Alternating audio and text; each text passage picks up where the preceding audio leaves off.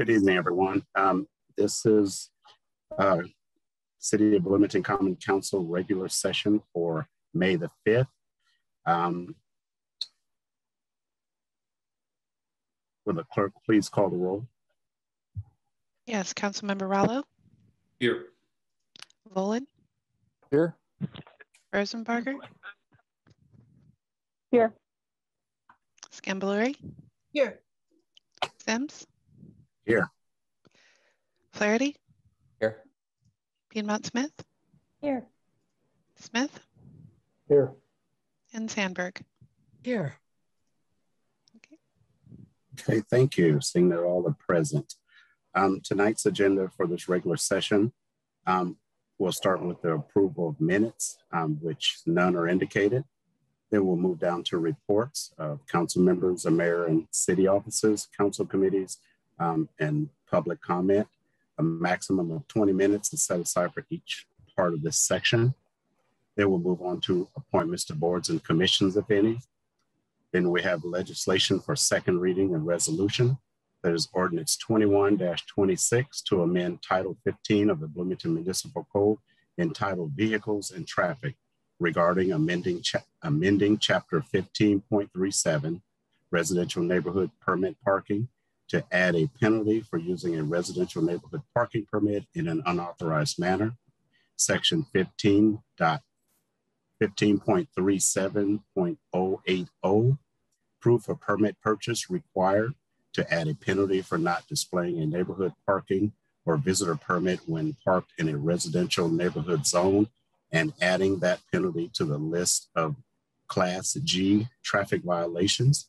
Section 15.37.100, replacement of permits to require permit holders to report stolen permits to the police before receiving a free replacement, and section 15.48.010, general provisions to require people who have their cars towed after they have accumulated 6 or more unpaid parking citations to pay their unpaid citations before their car will be released to them. Okay, then we'll move on down to legislation for first readings, which we have none. Then we'll have time for additional public comment.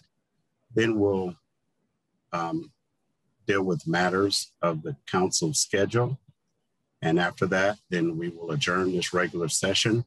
I will remind everyone that we will reconvene for our special session, which was recessed on yesterday, to begin at 7:30 p.m. So we'll move down to reports. Do we have any reports from council members? Councilmember Flaherty. Yes, just a very brief note that I have kind of a nasty cold, so I might be going on and off video tonight to blow my nose and sneeze and the like. So I just wanted to give a heads up as to why. Thank you. And that's all. I'll give you a bless you in advance. Do we have any other comments from council? Thank you. Do we have any reports from the mayor or city offices?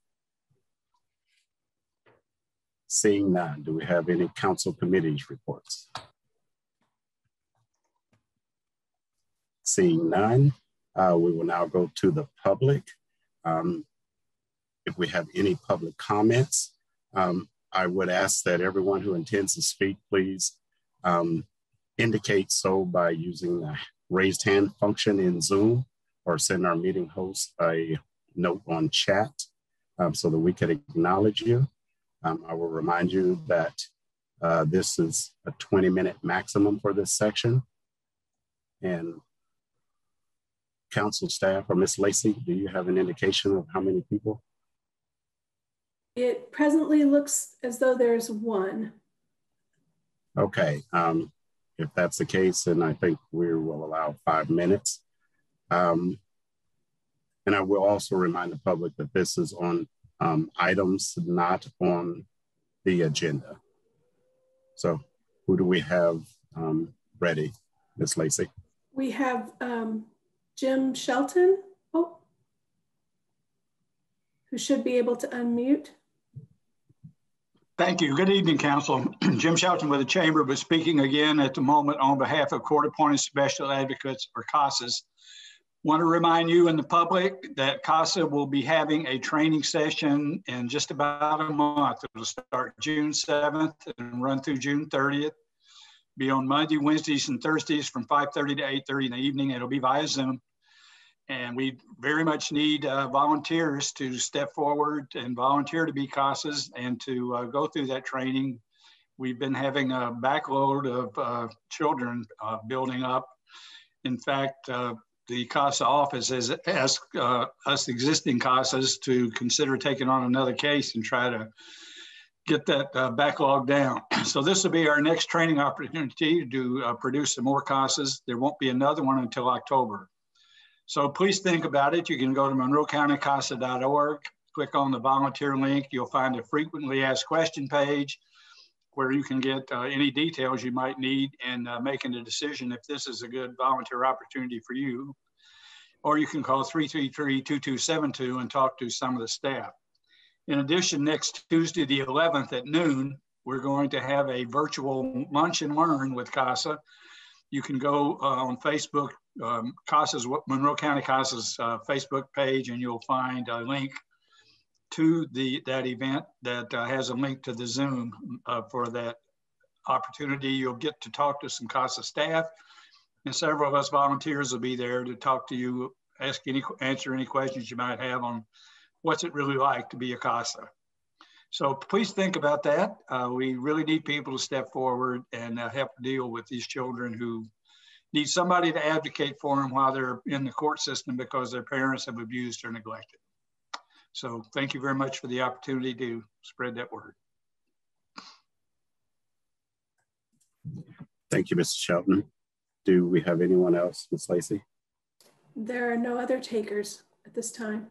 Okay, thank you very much. We're moving on to appointments to boards and commissions. Do we have any this evening?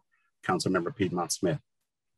Yes, I move that Arvind Jagdish be appointed to seat C1 of the Community Advisory on Public Safety Commission. Second. Second has been properly moved and second. Will the clerk please call the roll? Yes, I'm sorry, can you hear me? Yes. Okay, Councilmember Volin? Yes. Rosenbarger? Yes. Scambalori? Yes. Sims? Yes. Flaherty? Yes. Piedmont Smith? Yes. Smith? Yes. Sandberg? Yes. And Rallo? Yes.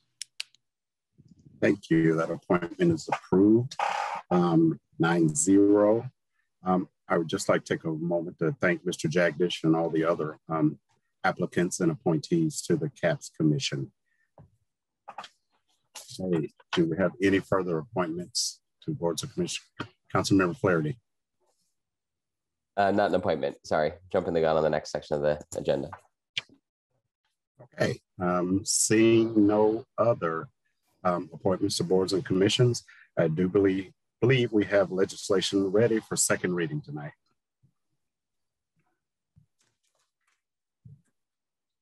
Mr. President. Councilmember Flaherty, sorry. I move that ordinance 2126 be introduced and read by the clerk by title and synopsis only. Second. Thank you. It's been properly moved and seconded. That ordinance 21-26 be read or introduced and read by title, read by the clerk by title and synopsis only. Will the clerk please call the roll? Yes, Councilmember Rosenbarger? Yes. Scambalori? Yes. Sims? Yes. Flaherty? Yes. Piedmont Smith? Yes. Smith? Yes. Sandberg? Yes. Rallo? Yes. Volin? Yes. Thank you. Thank you. And that passes 9-0. Councilmember Flaherty. Mr. President, I move that ordinance 2126 be adopted. Second. Thank you. Ordinance 21-21. Did we didn't read it. We didn't read it, Mr. President. No. It's just been adopted. The ordinance 21-26 was approved to be introduced. Will the clerk please read? Yes, ordinance 2126 to amend Title 15 of the Bloomington Municipal Code entitled Vehicles and Traffic regarding amending Chapter 1537 to add a penalty for using a residential neighborhood parking permit in an unauthorized manner, Section 1537-080 to add a penalty for not displaying a neighborhood parking or visitor permit when parked in a residential neighborhood zone, and adding that penalty to the list of Class G traffic violations, Section 1537-100 to require permit holders to report stolen permits to the police before receiving a free replacement, and Section 1548-010 to require people who have their cars towed after they have accumulated 6 or more unpaid parking citations to pay their unpaid citations before their car will be released to them. The synopsis is as follows. This ordinance amends Title 15, Vehicles and Traffic of the Bloomington Municipal Code, and comes forth at the request of City staff and the Parking Commission. The ordinance makes the following changes. It adds a penalty for using a residential neighborhood parking permit in an unauthorized manner. It adds a penalty for not properly displaying a neighborhood parking permit when parked in a residential neighborhood zone, and adds that penalty to the list of Class G traffic violations. It requires permit holders to report stolen permits to the police before receiving a free replacement.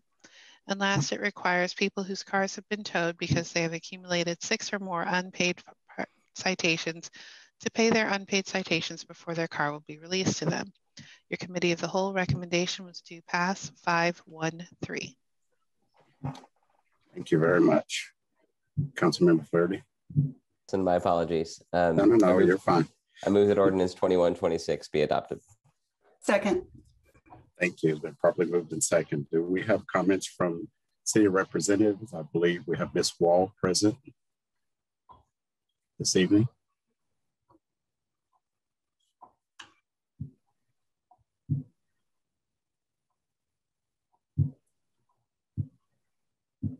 Ms. Wall is present, and she should be able to unmute herself and turn her camera on.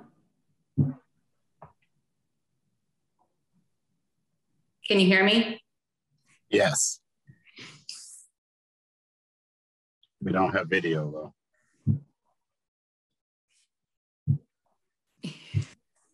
It keeps me around the screen. Hold on just a second.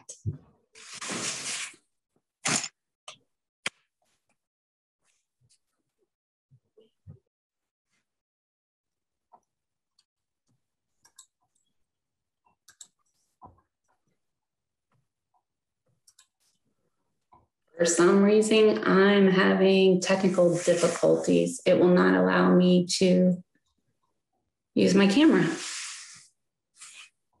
I apologize. I'm sorry, we'll make do. If you're prepared, would you please present? Yes, there was information in your legislative packet. I don't know if everyone had plenty of time to review that, but I wanted to go over and be very transparent about our citation process. So for the first offender, the first notice is the citation. The second notice is sent after 14 days, and that's where it doubles from the date of issuance. So example, a $30 ticket would raise to $60. Then citation is turned over to collections agency after 60 days, the letter is sent. So I know the first time we spoke, I wanted to make sure that I made that correction and informed everyone. It can take 74 days. And if you're unidentified, which is what I'll talk about next, it can take longer. So an offender will get a citation, it will double in 14 days, and then it waits 60 days, the system waits 60 days, and then moves it forward to the collection agency. So there's a total of 74 days. The offender that is unidentified receives notice. The first notice is a citation. It is sent to an agency called Grover that we use. And once that information is received back within 7 to 10 days, then it populates in our system after we put the information in manually. And then after it populates in our system, after 60 days, it will move forward to the collection agency. So that can be anywhere from 74 days plus. Oftentimes, sometimes it's not identified. The BMV's backed up and they don't get records in time, or there's exchange of sold property. So, and every time we do send a citation to Rover and we pick up a record, what happens is we get charged a $1.95 fee. And then there was questions in reference to the collection agency. And so I wanted to make sure everyone was aware of what I researched. There's current 17,197 debtors in the collection agency called Capital Recovery Systems that we use. There is, again, 17,197 debtors. Citations is 39,997. The outstanding amount is 1.5 million. Since the contract that we signed with Capital Recovery since 2012, there's been 23,652 citations paid in full. The contract total we've collected is 1.2 million. We paid for these services $289,780.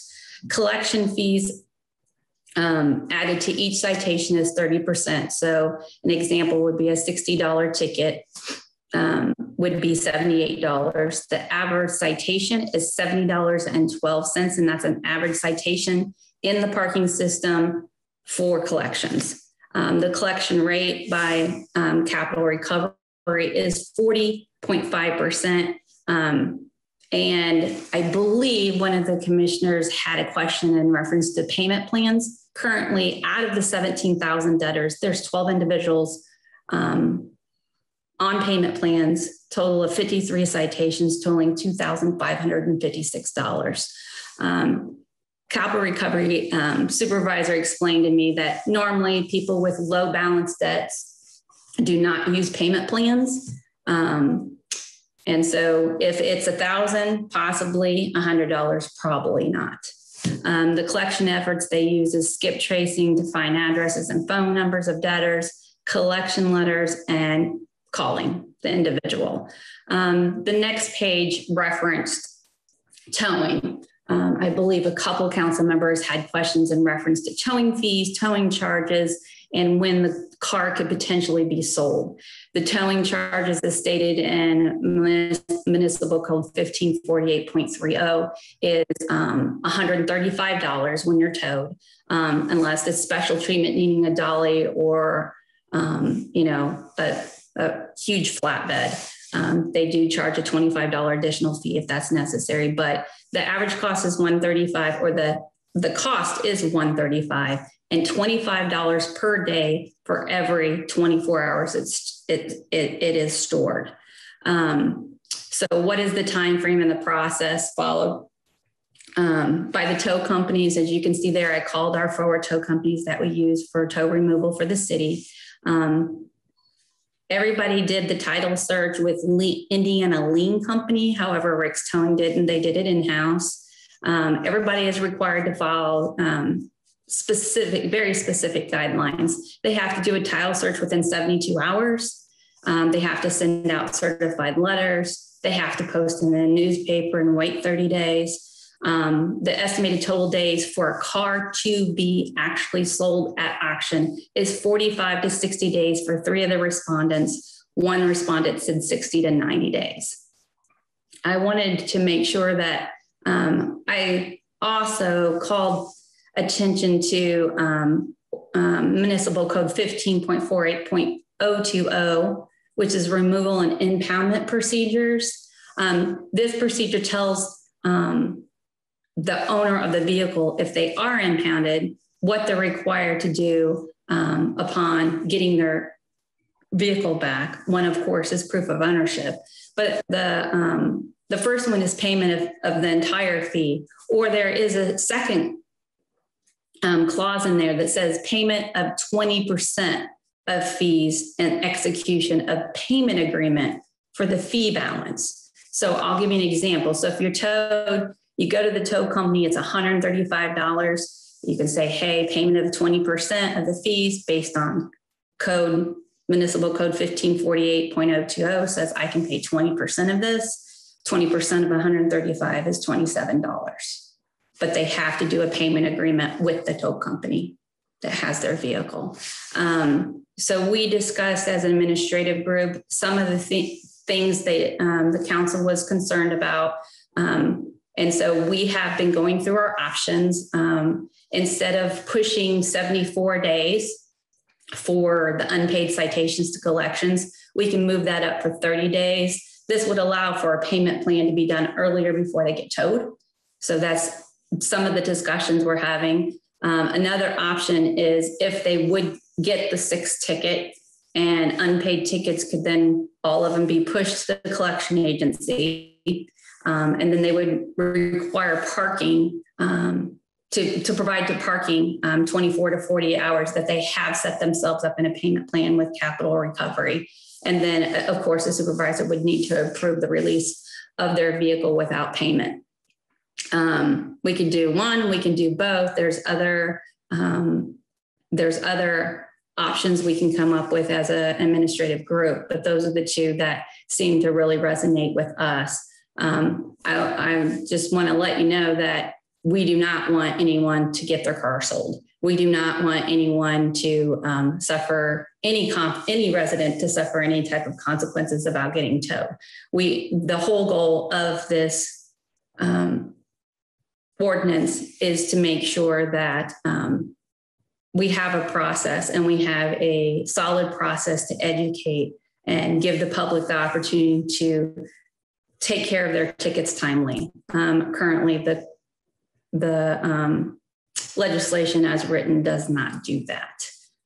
It doesn't give them any notification. It doesn't give them any warnings, and it doesn't actually explain what they can do so they do not get towed. And that's all I have for this evening. Thank you for this opportunity. Okay, thank you very much, Ms. Wall. Do we have any questions from council members? Councilmember Flaherty. Yes, thank you, Ms. Wall, for the presentation and updates. I'm sorry, could you go through the two administrative options, or at least the first one that you mentioned kind of near the end one more time? And these are these aren't codified or in the ordinance, right? But they're just options that you're saying that city staff could take in a variety of circumstances, including if someone had trouble paying, for instance. That's correct. One of them is now it's a 74-day wait before we send a person's citations to collections. And so we are considering to do a 30-day. And so that would give them the opportunity to get it quicker, get on a payment plan. As we spoke last time, unfortunately, knowing that there's 17,000 debtors, there is no way we could administer a payment plan. But there would be no reason why my administrative staff couldn't take the calls if somebody was, low income, unable to pay their fees. We would be glad to make sure that, of course, we listen and see what we can do to help. But this was one of the ways. The other option was to, if they do get towed, and is to move their citations into collection immediately. And then they would have to get on a payment plan within 20 to 48 hours and show us proof. But these are, like you said, they're administrative options that we have been going through. But there would be no reason why they couldn't call my staff to, help explain their situation. And we'll be glad to work with any resident. A brief follow-up, if that's okay, Mr. President. Yes, thank you. And thank you, Ms. Wall. That second option, sending a debt immediately to collections, I assume that would be essentially only at the offenders' initiative or choice as a mechanism or a means to get on a payment plan, like that wouldn't be done unilaterally from staff. Is that a correct assumption? No, to get their car at that point is already towed. So to get their car, they would have to go to collections to get on a payment plan. That's the goal. Right. That's what I'm saying, is to get on a payment plan. So it's not like you'd automatically send someone's forward someone's debt immediately to collections, only if they needed it for the sake of going on a payment plan. Is that right? Correct. Okay. Mm-hmm. Thank you. Thank you. Thank you, Councilmember Flaherty. Do we have any other questions from council members? Okay, seeing none, we'll go to the public for comments. I had a question. I'm sorry, I didn't see you. Councilmember Boland. Thank you. Ms. Wall, thanks for the presentation. Just to clarify, I'm reading some of this data here. You say that since the contract in 2012, total amount collected 1.2 million, the CSR has received 289,000, but then you say the collection fee is 30% added to each citation. It seems like the CSR has collected less than 30%. Can you explain that discrepancy? In other words, it looks like the CSR should have collected $360,000 for their services if 30% was added to each citation. We don't know what each citation was since 2012. I'm sure the rates have. Well, we know the total amount collected was 1.2 million. Total amount collected and sent to the city of Bloomington is 1. That's not necessarily all. In other words, well, look, again, it says since contract 2012, so this is the contract with the CSR, and they collected 1.2 million for us, and they add 30% to each citation. So, 30% of 1.2 million should be $360,000. Right, but again, if the citation, that was 1.2 million. They had a different, I went to 1.2 million. There was other, I can look up the exact figure. That's not necessarily money collected by the CSR. Correct. Okay. Correct. So the other question is, since the contract citations paid in full is 23,000, is that, so in other words, so there's still 40,000 citations outstanding after that number? Correct. Current, as of today, there's 30,997. Okay. Well, I've added one, so I'll be paying that ticket off soon. Thank you very much. Thank you. Thank you for doing your civic duty, Councilmember Boland. Do we have any more questions from council members? Okay, seeing none, we'll go to the public for public comment on ordinance 21-26. Who do we have ready? Ms. Lacey. Presently, it appears that there is one member of the public with a raised hand. Members of the public can either use the raise hand function in Zoom or send a message through chat to the meeting host. The person with the raised hand is with the screen name Dave Warren and should be able to unmute. All right, hello everybody. Hi, Mr. Warren, how are you? I'm okay. We've all been seeing a lot of each other, or at least seeing our names on a black box in Zoom lately. That's true. Before you get started, we'll give you full time. I just want to make sure that your public comments are directed to ordinance 21-26. Yes. Thank you very much. You have 5 minutes, sir. Okay, and thank you for the presentation. I'm glad this ordinance came up because it got me thinking about the parking ordinance, and I looked at the code, municipal code, and noticed that residential parking permits are, to be eligible for a residential parking permit, you have to live in a detached house. And I thought this was a good example of a case where, the concerns that a lot of residents have about duplexes can be addressed by other more applicable ordinances instead of using the long-term planning tool of zoning as a sort of kludge. Because as I read the ordinance, it looks like If any single family house is converted to a duplex, that would take cars off the street because they would no longer be eligible for a residential parking permit. I just wanted to make that quick point. So thank you. Bye-bye. Thank you for your comments. Do we have anyone else in the queue? Ms. Lacy?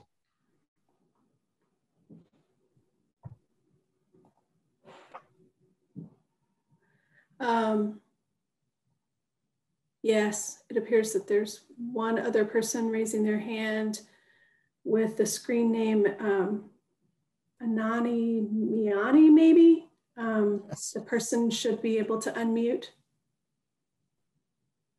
Yeah, hi, this is Ananya Mani. The only point I want to raise is that you want to cancel the parking permits, but I'm just trying to be considerate about students who are probably away from, they probably forgot or did not pay the parking or have left the town for a few months. So just want to keep that in consideration as well.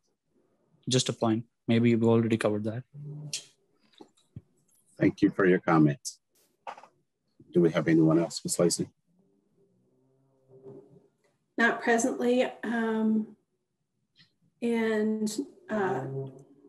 no chat messages. Okay, thank you. Seeing none, we'll return to council for comments. Councilmember Boland, then Councilmember Flaherty.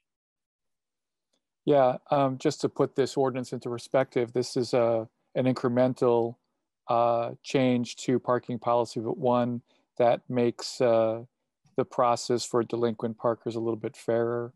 I support the changes that Ms. Wall and her division have brought forward through the Parking Commission and to here. So it's not making the task of receiving and paying for a citation or getting your car out of tow harder. It should be making it easier without necessarily diverging from our goals for the way parking should be used. But to address Mr. Warren's point, he does have a point that any house that be converted into a duplex would forego the ability to get a residential parking permit in neighborhood parking zones. But as we discovered last year, there's a significant equity issue in the way that the current neighborhood parking zone goes. It too is, it used to be available for buildings of less than 5 units. And I'm not sure when it was changed. I've lost track of it. I want to say it wasn't too long ago that we made it to be single family only. And this is simply inappropriate for neighborhoods where people live in buildings other than single family houses. We need to take some time to explore what it would take to make street parking equitable for everybody. And that might include counting all the off-street parking that's currently allocated or was required to be built by any given monoplex, duplex, triplex, quadplex, or multiplex. But I don't know that we should rely on the idea that somehow, the bottom line is if people have any concern at all about the availability of street parking, the best way to manage that is what we do with meters downtown. And that might mean a more equitable pricing structure for neighborhood permits. Something for another ordinance for another time, but I still think it's really important that it be said in the context of this incremental improvement in parking policy. Thanks a lot. Thank you, Councilmember Boland. Councilmember Flaherty. Yes, I actually had a follow-up question still for Ms. Wall. And just related to the previous questions I had and that issue, which we kind of discussed at the previous, I guess, committee meeting on this ordinance. Specifically, I and a few other council members expressed some concern about the possibility that even if rare or a narrow possibility that someone's car would end up towed and in storage, and they have no ability to get in a payment plan and no ability to pay it off immediately, and thus can't get to work or other basic needs, and really having some concern about that. So I appreciate the effort to address it. I was kind of thinking a ordinance fix, something that would be codified.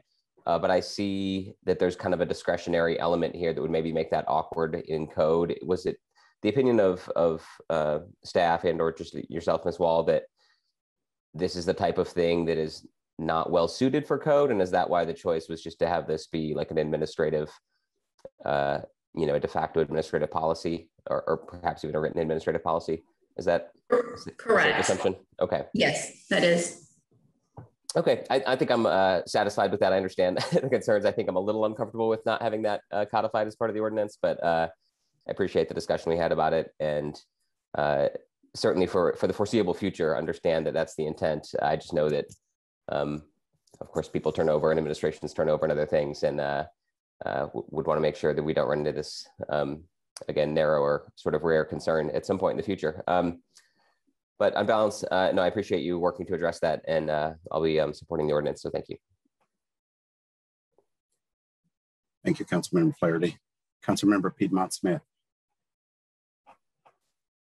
Yes, I shared Councilmember Flaherty's concerns last week, and I think there may have been one or two others who shared those concerns. And I mean, basically it comes down to, if somebody is having a hard time in their life and they, park and they don't realize it's an illegal place to park, and they get tickets that they ignore because they have other life and death things happening in their lives. And they don't have, finally their car gets towed and they're faced with a big bill that they cannot pay. I'm worried that then they might be dependent on their car for their job, and then they lose their job, and then they have even less ability to pay. So it's kind of, it called to mind, the debtors' prisons in 19th century England, where, hey, let's just throw them in a prison, and which is totally logical because then they can't work and they can't ever pay their debts.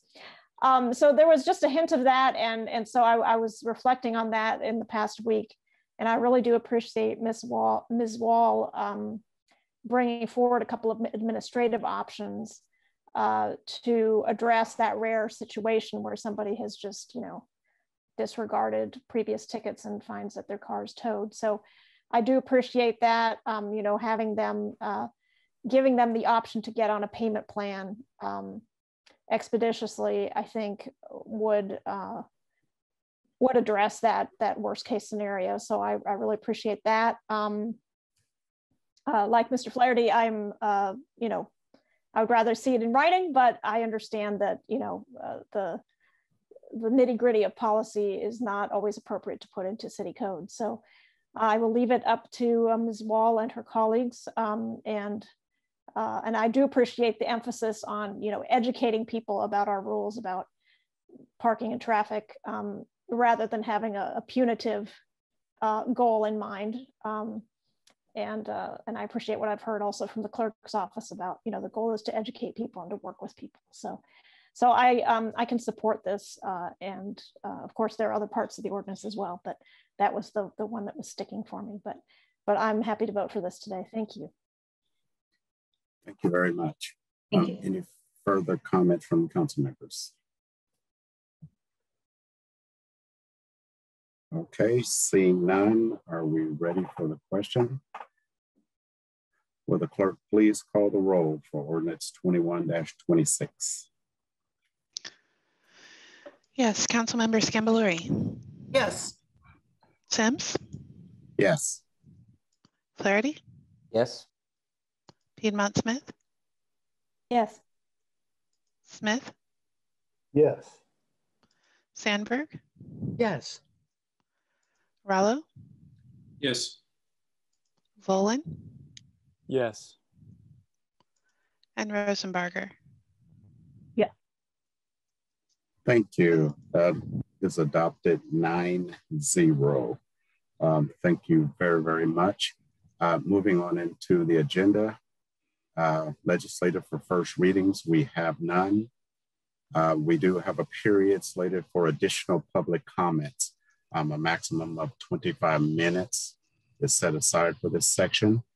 I will remind you that if you intend to speak publicly, please indicate so by using the raise hand function in Zoom, or please send a note through the chat function to our meeting host, and we will try to acknowledge you. Do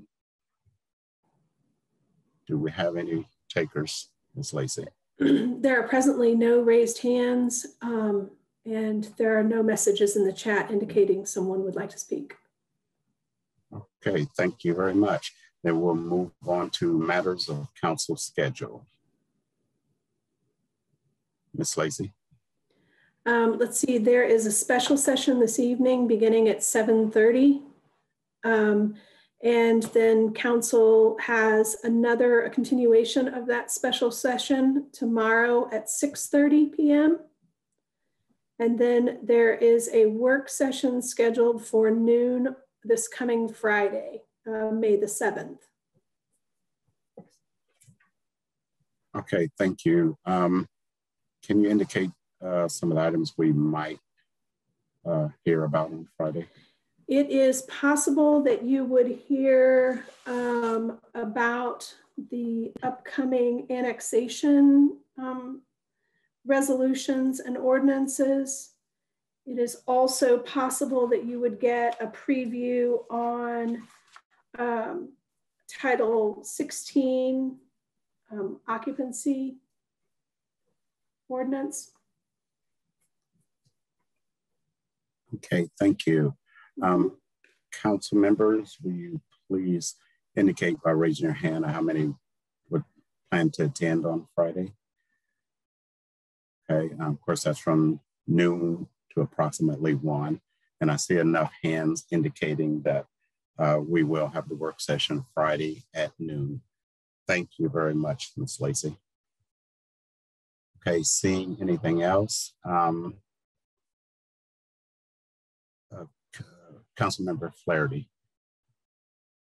I'd like to adjourn. Would that require a motion and a vote? No, I'd say if there are no objections, we are free to adjourn. Okay, I'd like to adjourn. Do we have any objections? Seeing none, this meeting is hereby adjourned. We will commence at 7:30 with the special session. So thank you all. See you in about 16 minutes. Okay. Thank you very, very much. I am calling to order the special session. Today is May 5th, beginning at 7:30. This special session is recovering from the same special session that was recessed last night. And I would also like to remind folks that the structure, which we agreed upon last night upon suspension of the rules, is that 3 minutes would be allowed for public comment as well as for council member debate. I would also like to remind everyone that Amendment 1 was voted down 4 to 5 yesterday evening, and that will pick up from there. Reconvening, I think is the proper word. Thank you, Mr. Parliamentarian. Well, a summation of tonight's agenda. We will again continue where we left off yesterday and reconvene. We are in Ordinance 21-23, which is to amend Title 20, Unified Development Ordinance of the Bloomington Municipal Code regarding regulations related to dwelling, duplex, dwelling, triplex, and dwellings, fourplex set forth in BMC 20.03 and 20.04.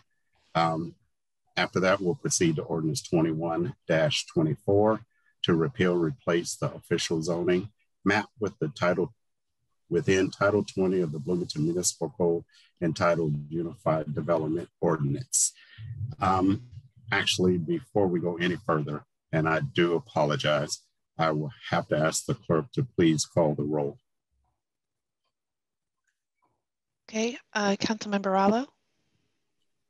Yes. Oh, I'm sorry. Here. I'm here. Either one works. Yes, I am here. Councilmember Volin? Yes, I am here. Rosenbarger? Here. Gambaluri? Here. Sims? Here. Flaherty? Here. Piedmont Smith? Here.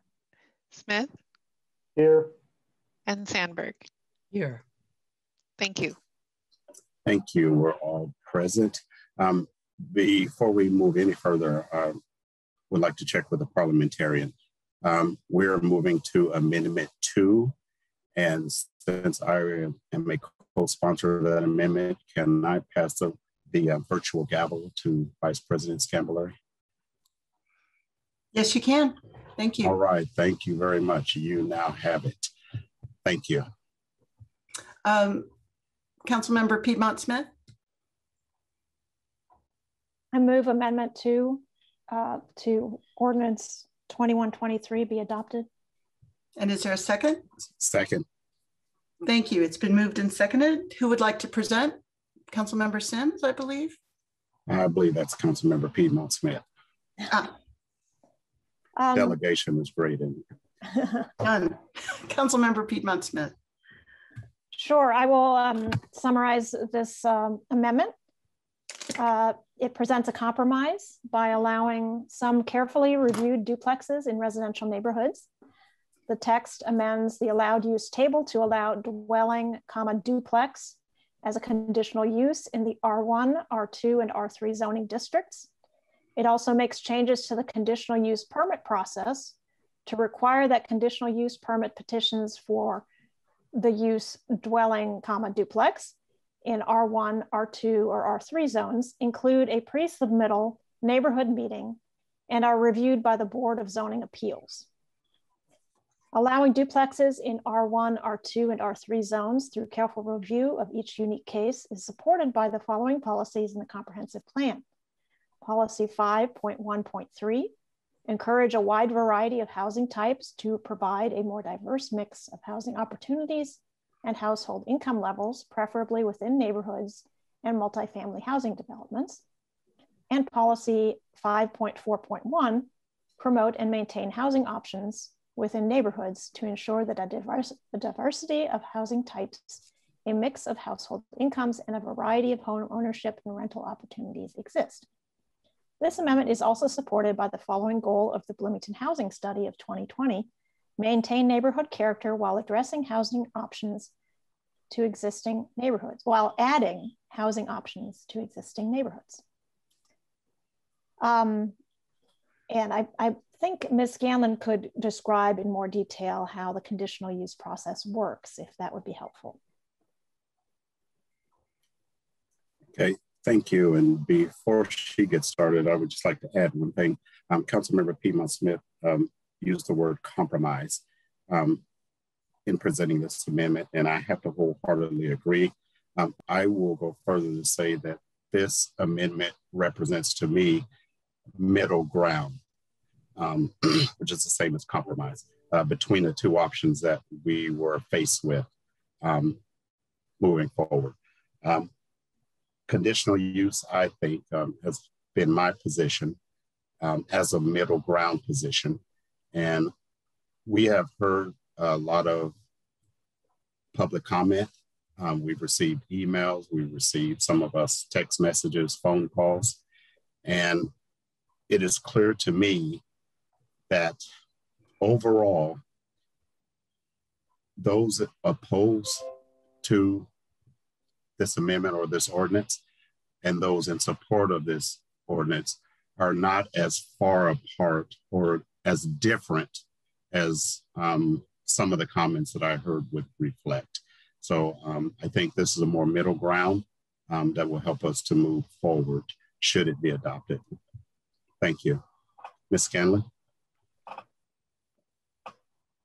You, Jackie Scanlon, Development Services Manager. Sure, I can briefly discuss what a conditional use is if that's helpful. The conditional use approval is a discretionary approval that can go to either the Board of Zoning Appeals or the hearing officer, as we have said in the presentations related to plexes, as we did with the accessory dwelling units when they were first reintroduced to the zoning code. We would recommend that that use request to be seen by the Board of Zoning Appeals. The Board of Zoning Appeals must agree that the request meets the 10 criteria listed in the zoning code related to conditional use approval. And then additionally, I believe in this amendment, we would also be codifying the requirement for neighborhood meeting, and that it would appear at the Board of Zoning Appeals. So those would have to be met as well. That is an opportunity. Those findings, excuse me, those 10 requirements are related to compliance with the Unified Development Ordinance, other applicable requirements, for example, if there's floodplain requirements there, utility service and improvement standards, and then criteria related to consistency with our adopted plans, such as the comprehensive plan, adequate public services and facilities to be able to facilitate the use. Again, these are all general criteria, so we have a lot of different kinds of conditional uses, so they apply to all. And then minimizing and mitigating adverse impacts on the areas around the requested use. So yes, our original proposal from staff to council was for conditional use. So we have no objection. This amendment 2 fixes the asterisk use specific standard issue that we have raised. The conditional use process allows another layer of review, allows an opportunity for voices to be heard and issues to be discussed. And again, as with the ADUs, we think conditional use is appropriate with the reintroduction of this use. I can answer any questions. Thanks.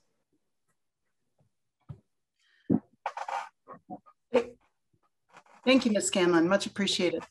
Let's come to council for questions then. I saw Councilmember Rallo, then Piedmont Smith, then Sandberg. Well, I wanted to clarify something as I'm sorry. Co-sponsor. May I? Please. Okay. I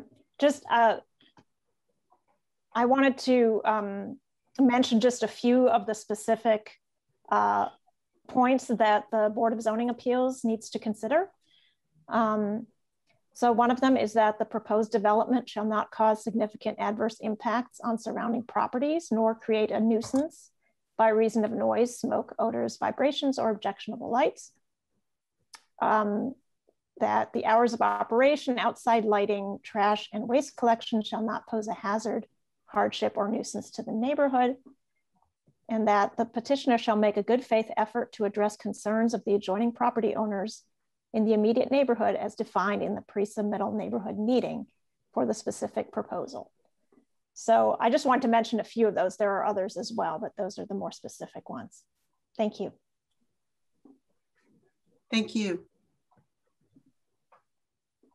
And we're back. Councilmember Rallo, please go ahead.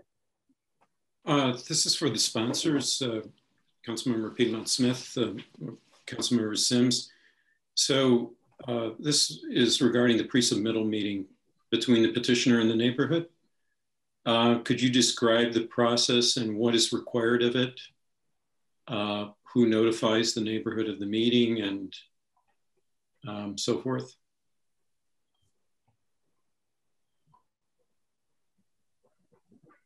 I'm sorry, I would direct that to Ms. Scanlon. Yes, with the process to BZA. Thank you. Great, I'm happy to address that.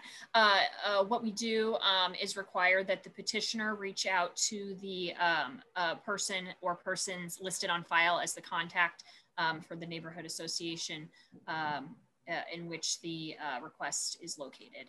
And then typically, or sometimes the neighborhood association will ask for that information to be sent via email, or they'll ask that the person appear at their next meeting. And if they do ask that they appear, then a staff person goes as well to answer any technical questions. And how do we validate that this occurs? Well, we attend the meetings, or you will attend. So yes. Staff Oh, attends. I'm sorry. Yes, one of the development services staff people attends the meeting as well. But there's really no expectations except that a meeting occurs. Is that correct?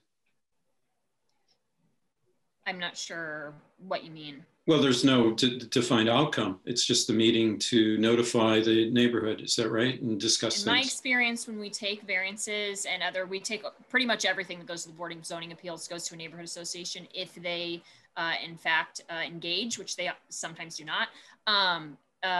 They usually work with the petitioner if there are issues. That is where those usually get worked out in my experience. So it's a courtesy. Well, it would be a requirement in this case, but yes. But it's a requirement for a courtesy. So we're legislating courtesy. Thank you. Appreciate it. I have well, actually, I'll just hold that question. It was very related to Councilmember Rallo's. Councilmember Sandberg, please go ahead. Yes, my question also applies to the pre-submittal meeting where the neighborhood association can convene and discuss this. Would there concerns that might relate to traffic congestion, traffic flow, any parking conflicts? Would that be fair game for them to raise as something that the BZA could consider, or would that need to be more specified in the 10 criteria as to grounds for being concerned? I believe, let me see, in the 10 criteria, I mean, so one, they can raise anything they want. We've heard them raise lots of things that don't have anything, just for all types of petitions, things that are not codified. But I do not believe that parking is specifically listed in the 10 criteria currently.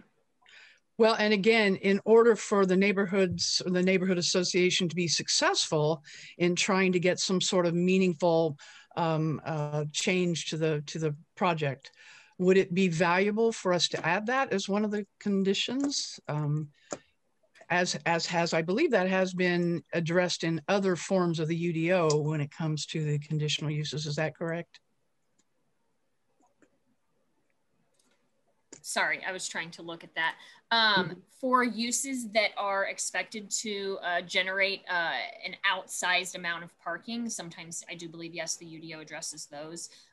For one additional unit on the lot, I don't believe we addressed those when we added ADUs. And so yeah, it would be up to this body to decide if you felt that was appropriate to add for this use. But staff would not have any objection, perhaps, if we might want to amend slightly, just to make sure we have adequate criteria that does put teeth in conditional? Sure. So it's hard because we have the one thing I guess I would say is that we have the condition directly related to providing adequate public services and facilities. So if the issue is off-site parking, I think that could already be covered in the street portion of that. Yes, I think if that is a concern, you know, of the majority of the group, that is something that could be discussed. Yeah. Okay. We don't think that would be out of bounds.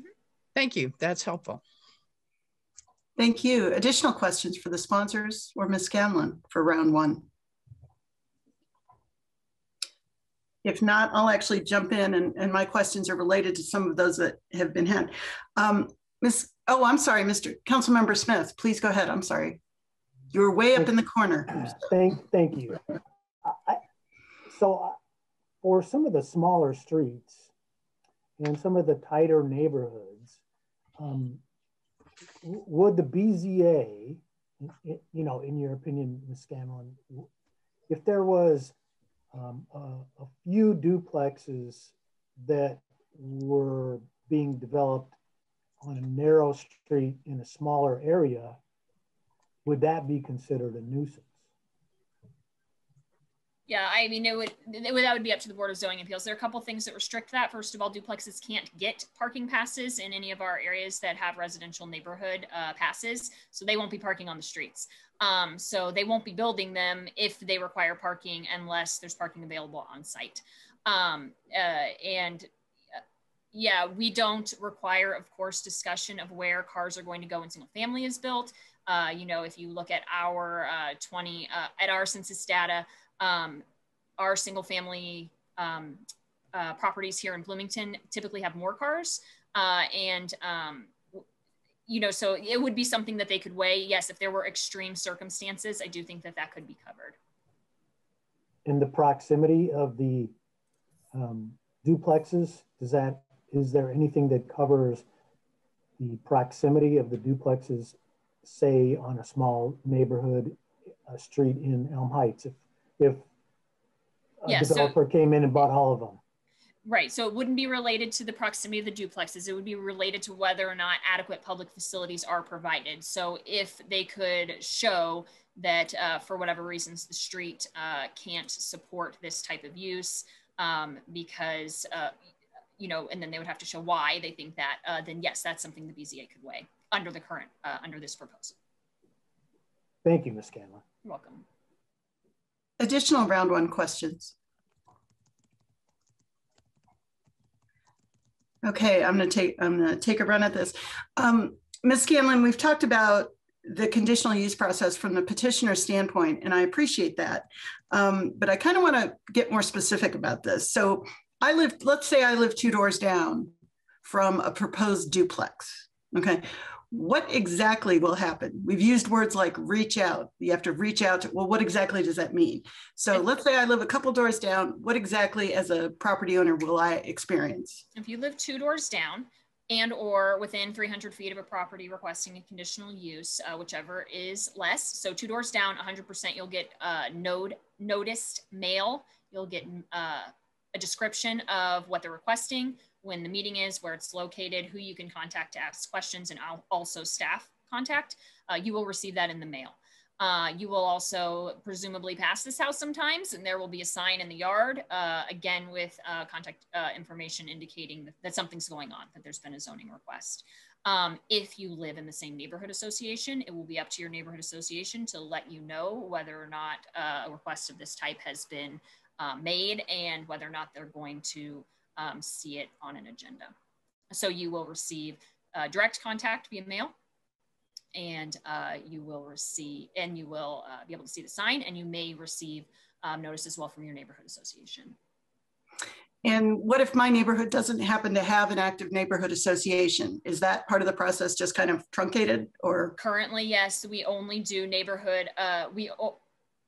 We have had projects, anyone can jump in and correct me if I'm wrong, where they have done meetings with kind of ad hoc neighborhood groups. The UDO isn't specific that it has to be neighborhood associations. So we would, I believe if this amendment were passed and we knew of such ad hoc groups, we could include those as well.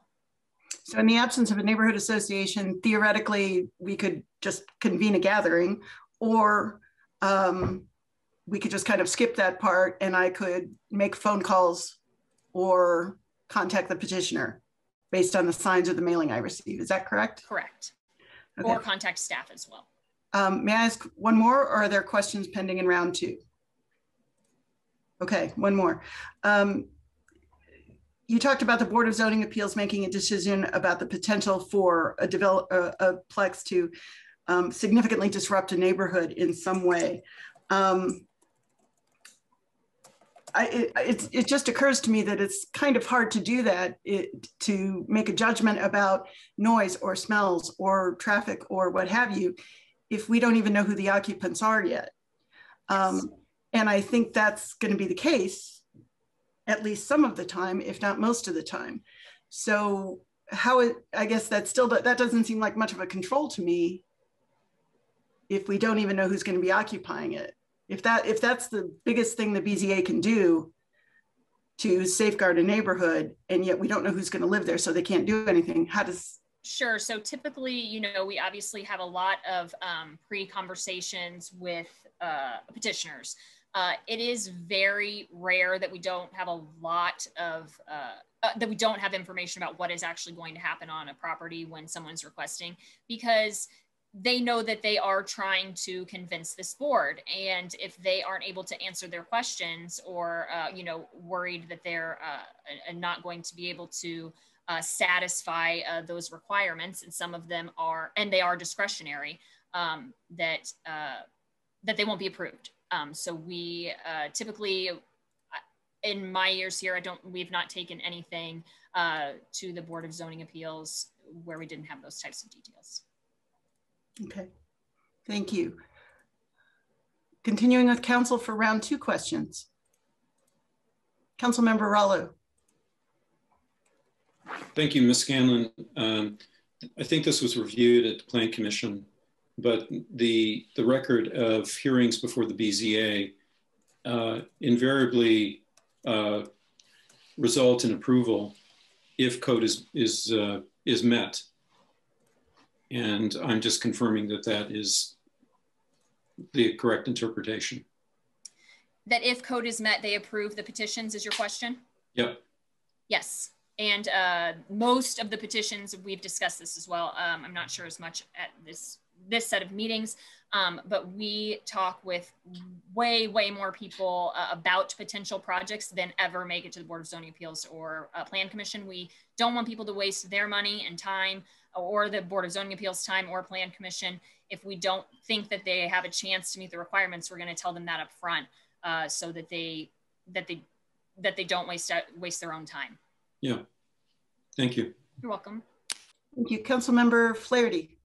Yes, thanks. A related follow-up. A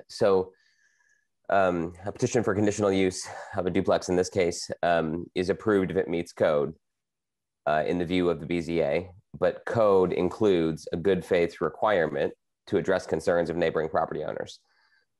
So would the BZA not have authority to deny a petition if they felt like the petitioner did not make a good faith effort to address neighboring concerns? I mean, that's built into code, is it not?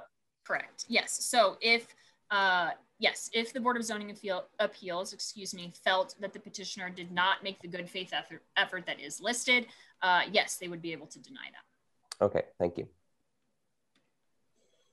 Additional questions from council? Councilmember Smith. Thank you. Are there appeal rights to property owners in the area to the BZA?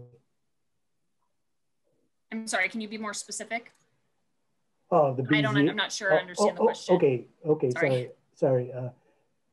If the BZA says, oh, this is okay, this is fine, go forth and do with the duplex. Do the property owners in the affected area or the neighborhood association, or however you want to define the entity, do they have appeal rights to the BZA? Do you mean, do they have a right to appeal the BZA's decision? Yes, ma'am. Yes, I am going to ask our legal counsel, Mike Rooker, to answer that question, just so I don't say they're explain it incorrectly. Thank you. Yes, this is Mike Rooker, city attorney for the city. Mr. Rooker. I apologize, my camera's not working tonight, so you'll just have to deal with my name. But the short answer is yes. Somebody who had an interest in an approval from the Board of Zoning Appeals could appeal that beyond the Board of Zoning Appeals to court, to the Monroe County Circuit Court. Will you tell me what happens during that period and how they would make that appeal? Yeah, so it would depend on a number of factors. A stay could be granted potentially, which would mean there would be no activity. So I can't say for certain what would happen in terms of development during that period. But they would simply file an action. Usually they would file a petition claiming that the administrative body, in this case, the Board of Zoning Appeals, didn't make proper findings, or that one of the findings was incorrect, whatever legal theory they had to attempt to invalidate the Board of Zoning Appeals decision. Thank you. I appreciate it. Thank you, Mr. Smith. Additional questions?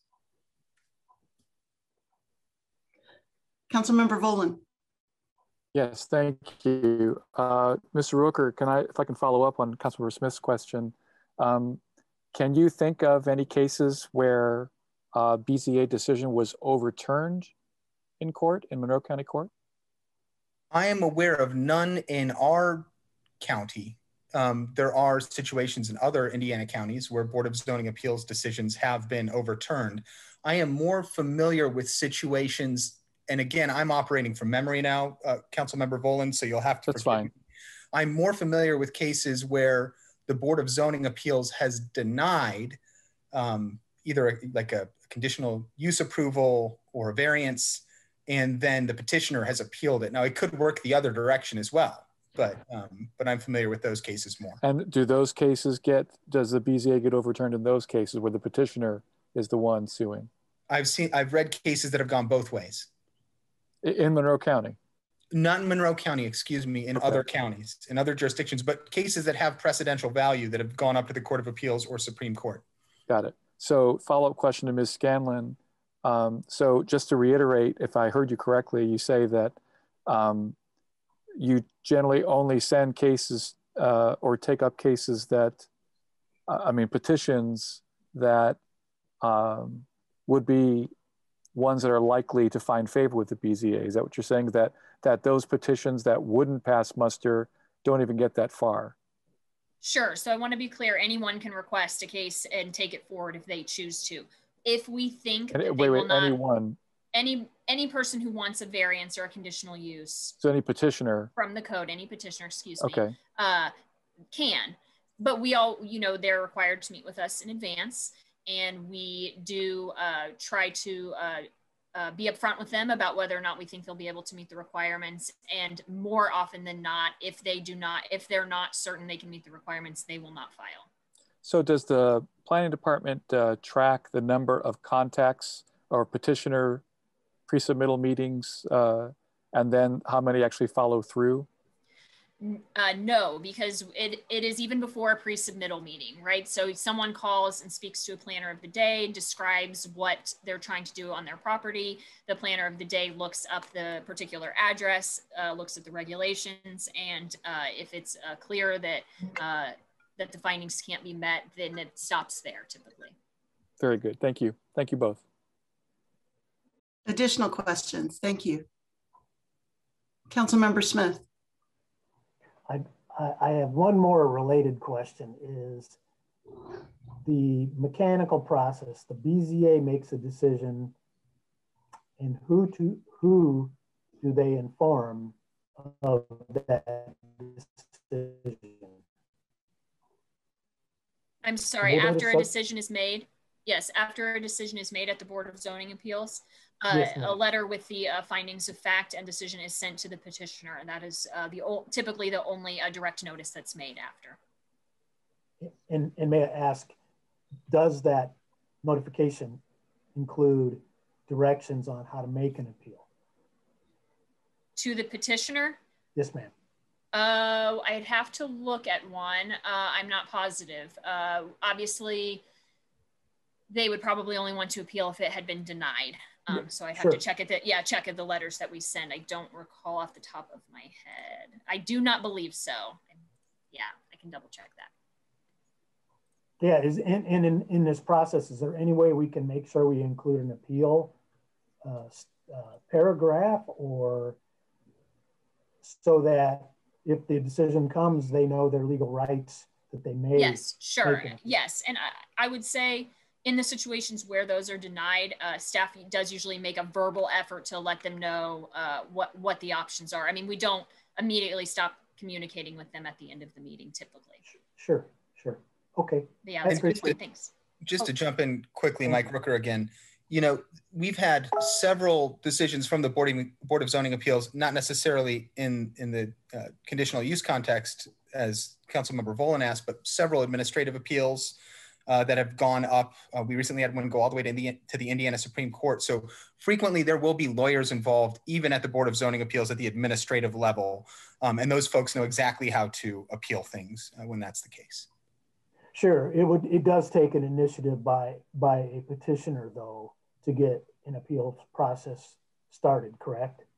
That's correct. And that's typical throughout the legal realm, that somebody would have to go ahead and figure out how to do that. Right. And do you know, Mr. Rooker, if the appeal process is included in the notification? I think Ms. Scanlon is better situated to answer that question. I do not believe it is. I will say that since the new UDO, we enacted an administrative manual, and that information on how to do an appeal is located there, I believe. And so when we're working with petitioners on how to file, we direct them to that document. Thank you very much. Councilmember Sandberg. Thank you. This question goes to the sponsors, and I believe in the beginning in your rationale, and I don't know if you can put the screen up so we can all see it. One of the first rationales has to do with duplexes providing a more robust mix of incomes. And I'm wondering if you can maybe address some of what you're thinking with respect to that, given that the likelihood, and I think we've all discussed this before, of affordability here, it's basically going to be market rates. So any consideration to this mix that we're hoping to achieve? Councilmember Piedmont Smith? Yes, Councilmember Sandberg, are you referring to the two policies I quoted from the comprehensive plan? Yes, I am. I believe that I might have been the first one. Okay, so it says encourage a wide range of housing types to provide a more diverse mix of housing opportunities and household income levels, preferably within neighborhoods and multifamily housing developments. So it's not just focusing on different price points, but just a diversity of types of different forms of housing. So that's how I would answer that. The household income levels, again, just kind of intrigued me as to, you know, what more we can do with respect to the affordability factor. And well, I would also respond that just because duplexes are generally speaking half as large as a single family house per square foot, you're going to get a lower price for either renting or buying that duplex. So that's just, you know, because of the size. Okay, thank you. Thank you. Additional questions? If not, I'd like to follow up and direct another question to Mr. Rooker. We've spoken about if a petitioner, if a petition goes through the process, the BZA makes a decision and the petitioner wants to appeal. We've talked about that. What if a petition goes through, it's approved by the BZA, and the neighborhood association or a neighbor wants to appeal that decision? They can do so, correct? Yes, most likely. Again, whether or not an individual has legal standing to bring an action in that case would be a case-by-case question, but there have certainly been cases where neighbors have had standing to appeal decisions by boards of zoning appeals in Indiana. Okay, and that would, I'm assuming, be at their expense, correct? So they would need to have the resources to retain attorneys or what have you. Is that correct? Yes, that's the standard rule for all litigation in the United States. Got it. Thank you. Additional questions? Okay. Seeing none, let's go to public comment then. I see several raised hands, and we'll look to Ms. Lacey to help us shepherd this process. So sure. Just by way of reminder, if you would like to make a comment, this is an opportunity to comment on Amendment 2 for Ordinance 2126. If you would like to make a comment, please use the raised hand function in Zoom, or please type a message into chat. If you have more than one person wanting to make a comment on the same device, please let us know that so we can allow some time for that. And I believe we are looking at 3 minutes for comment, if I remember correctly. Yes. Councilmember Sims, correct. Is that correct? Okay. That's correct. Okay. And Ms. Lacey, you will be our timekeeper? I am going to be the timekeeper, and just for members of the public, what will happen is when you have 1 minute remaining, I'll raise my hand. When the time has expired, I will give you the timeout signal. And the first member of the public that we have to comment is Sarah Moser, who should be able to unmute. Ms. Moser, welcome. You have 3 minutes. Please go ahead. Hello, can you hear me? Yes, please go ahead. Thank you. My name's Sarah Mosher. I'm a homeowner in Prospect Hill. And before that, I was a renter in McDowell Gardens. And I've lived in Bloomington a long time. My family's from Bloomington for the past 4 or 5 generations, actually. And I just want to say that I hope that you support Amendment 2 because I support adding duplexes as an additional housing option in my neighborhood and throughout town. We have a few duplexes, or actually one's more than a duplex, I think, here on my street. And I don't think that they detract from the neighborhood. I think that they're a good part of the neighborhood, and I would like to see more of that in my neighborhood. Thank you. Thank you, Ms. Mosher. Ms. Lacey? Next, we have the person with the screen named Jess, who should be able to unmute. Welcome. Could you please share your full name for the record? and then you'll have 3 minutes. Yeah, my name is Jessica Griffin. I'm a 12-year Bloomington resident. I've been living in the walkable core neighborhoods for 9 years. And I always like to let people know I was able to go car-free 9 years ago, thanks in particular to living in a duplex within a walkable core neighborhood. So in 2012, I went for a trip out to Washington, D.C. with a friend. I promise this is related. And it was for a rally being put on by 2 comedians, Jon Stewart and Stephen Colbert. It was called the Rally to Restore Sanity. And at that point, fear and division and scare tactics were gaining traction in politics, and the rally called attention to this. And it's very weird to think back on it now, because at the time it seemed funny, like, haha, we're going to have a rally about how silly it is that people are acting kind of unreasonably. But 10 years later, generally has been getting worse. So this section of the UDO about adding duplexes, in my opinion, is just not really that big of a deal. And it feels very goofy, like a very goofy thing to be worried about. I don't think I would even actually be here to comment if there weren't so many people kind of taking advantage of fear tactics to protect the status quo. So I really think it's important we don't keep feeding this kind of fear and hyperbole and misinformation for a very simple and incremental change. And even if plexes didn't have the benefit of being more sustainable and neighborly, people just want choices. People like myself who will be inheriting the city are saying we don't want to be stuck with just a big apartment building or a big expensive single family home. We want other options and are not a fan of the artificial dichotomy. So I asked the council to vote yes on this amendment to make plexes conditional, as I think that that is a compromise that's worth it for the progress. Although I do think that adding additional complications like that generally benefits people with more money and legal help. But like I said, I think it's a compromise I personally would be fine with. I also think council would like you to think deeply about why duplexes would be a conditional use, but not single family homes. So if anyone wants to sponsor an amendment to make single family homes a conditional use, I will be here to comment in favor of that one.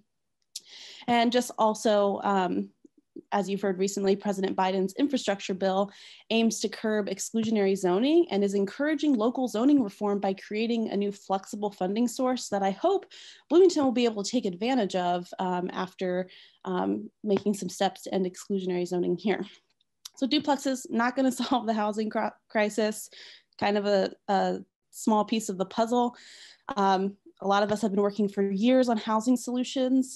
So when homeowners become worried about their home values, they're showing up now interested in affordable housing, which is great. So let's do both. And once we get plexes permitted conditionally in Bloomington, we can keep working on these other pieces of the puzzle to help with housing in Bloomington.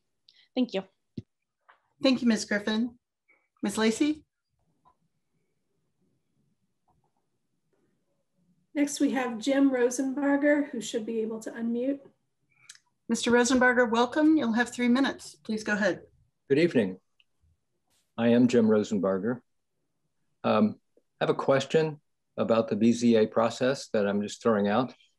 If I heard correctly, compliance with the comp plan is one of the criteria for BZA approval.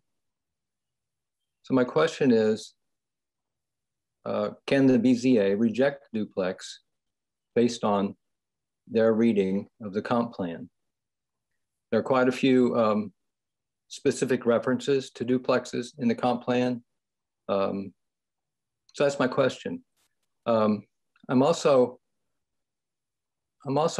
since we don't really know how many duplexes will be pursued by developers, and we certainly have in some parts of the city, well, actually quite a few parts of the city, especially around the university, we have neighborhoods that are essentially completely owned, more or less, by rentals oriented to students. I live in Elm Heights. We've lived with rental houses as both of our next door neighbors for, oh gosh, 25 years at least. This past year, we've had a good crop. One good guitar player. The drummer, maybe not quite that great, but the students are both undergraduates, 3 males in each house. We do a sort of a fall type housing 101 course, share phone numbers. That's been helpful. But to be honest, you know, we're very concerned about a tipping point in our neighborhood where homeowners won't be interested. And while we can enjoy the students sometimes, the other sad part is they often leave. You know, they're there maybe a year, maybe two.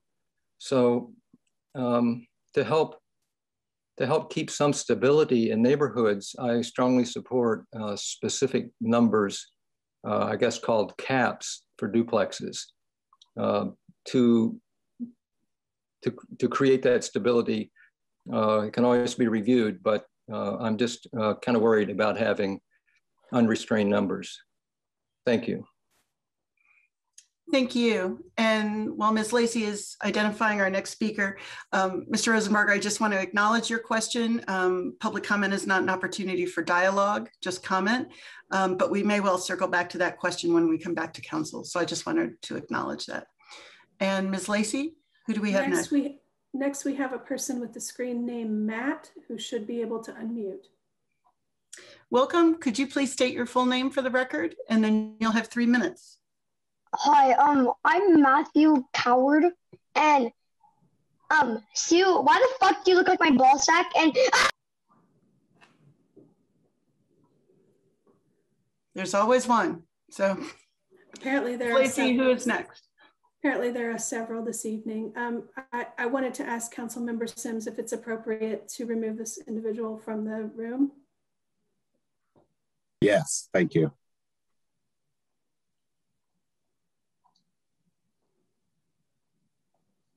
Okay. Next we have Janice Sorby, who should be able to unmute. Hi. Welcome. Can you hear me? Yes, you'll have 3 minutes. Please go ahead. Hi, this is Jan Sorby from Bryan Park neighborhood. I wanted to let you know that neighbors in the Bryan Park neighborhood have a serious concern about the addition of more cars being added to the streets with a doubling of occupancy through duplexing. The provision on the list of criteria for conditional approval regarding parking and traffic was removed last year. That provision said, the proposed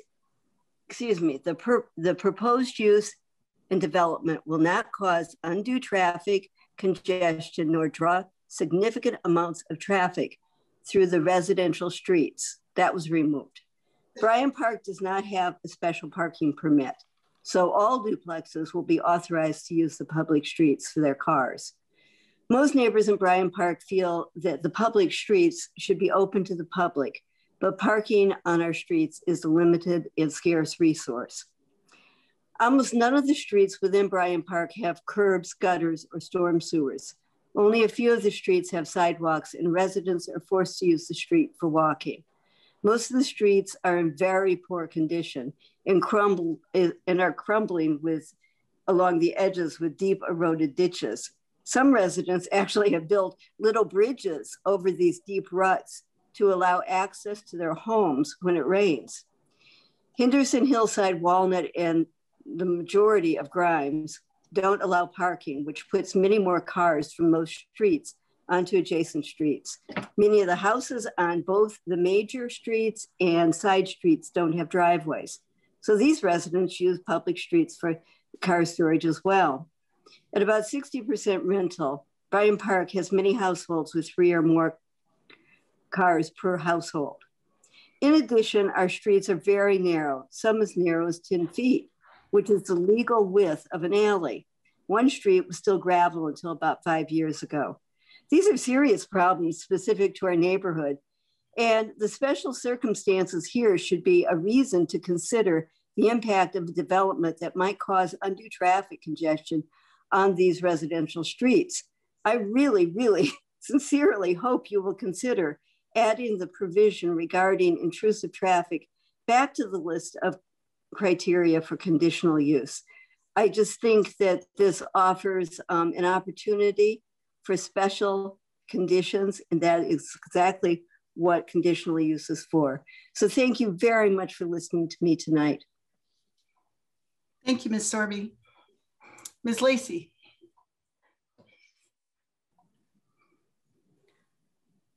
Next, we have a person with the screen name Anna, who should be able to unmute. Welcome. Could you please state your full name for the record, and then you'll have 3 minutes. Hi, my name is Anna Maria Mecca, and I appreciate the opportunity to talk to you again this evening. I have a couple of concerns, and they mainly center around the fact that I believe conditional use is no safeguard as written. There's talk about neighborhood voices being heard, and what I experienced last night was a 9-to-1 in favor of Amendment 1, and those neighborhood voices were not heard.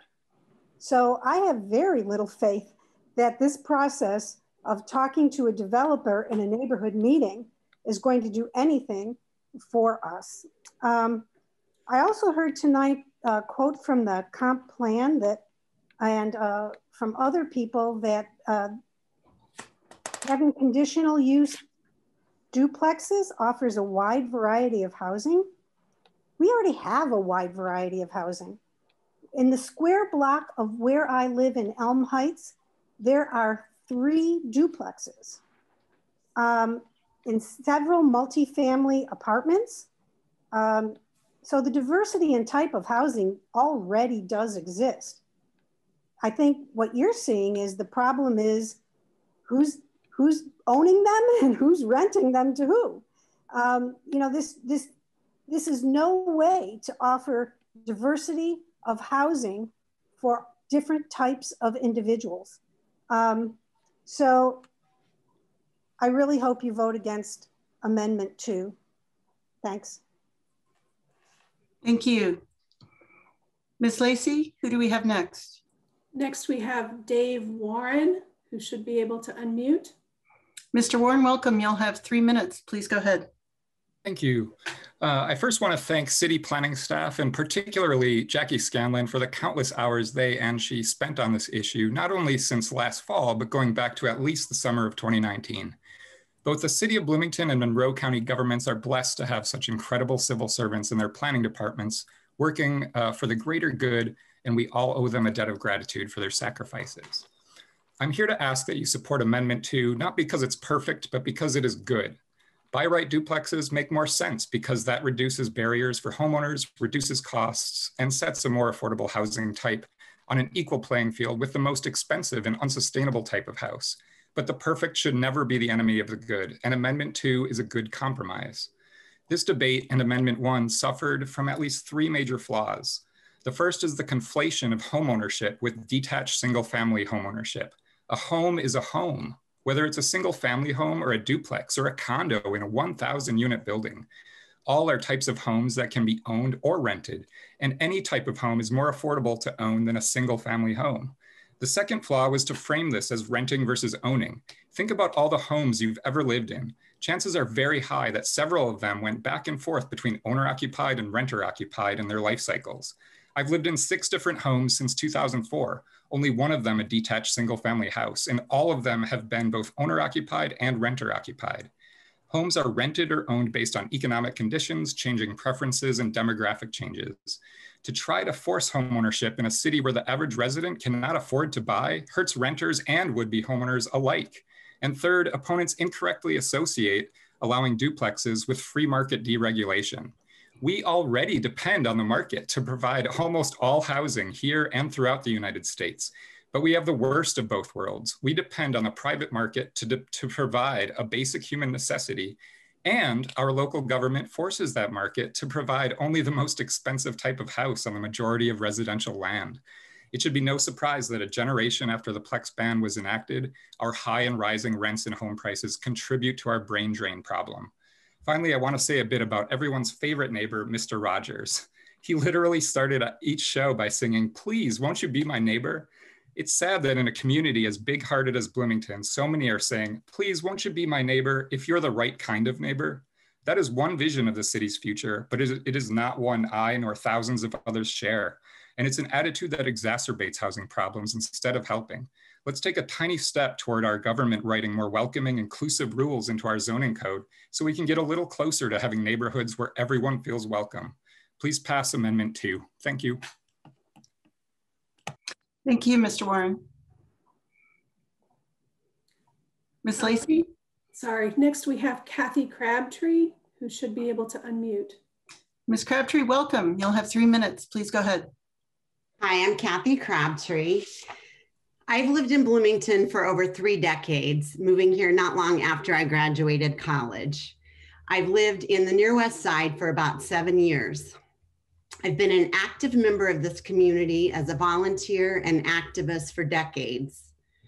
I care about Bloomington, and some who imply that those of us who are advocating for more types of housing do not care is disappointing.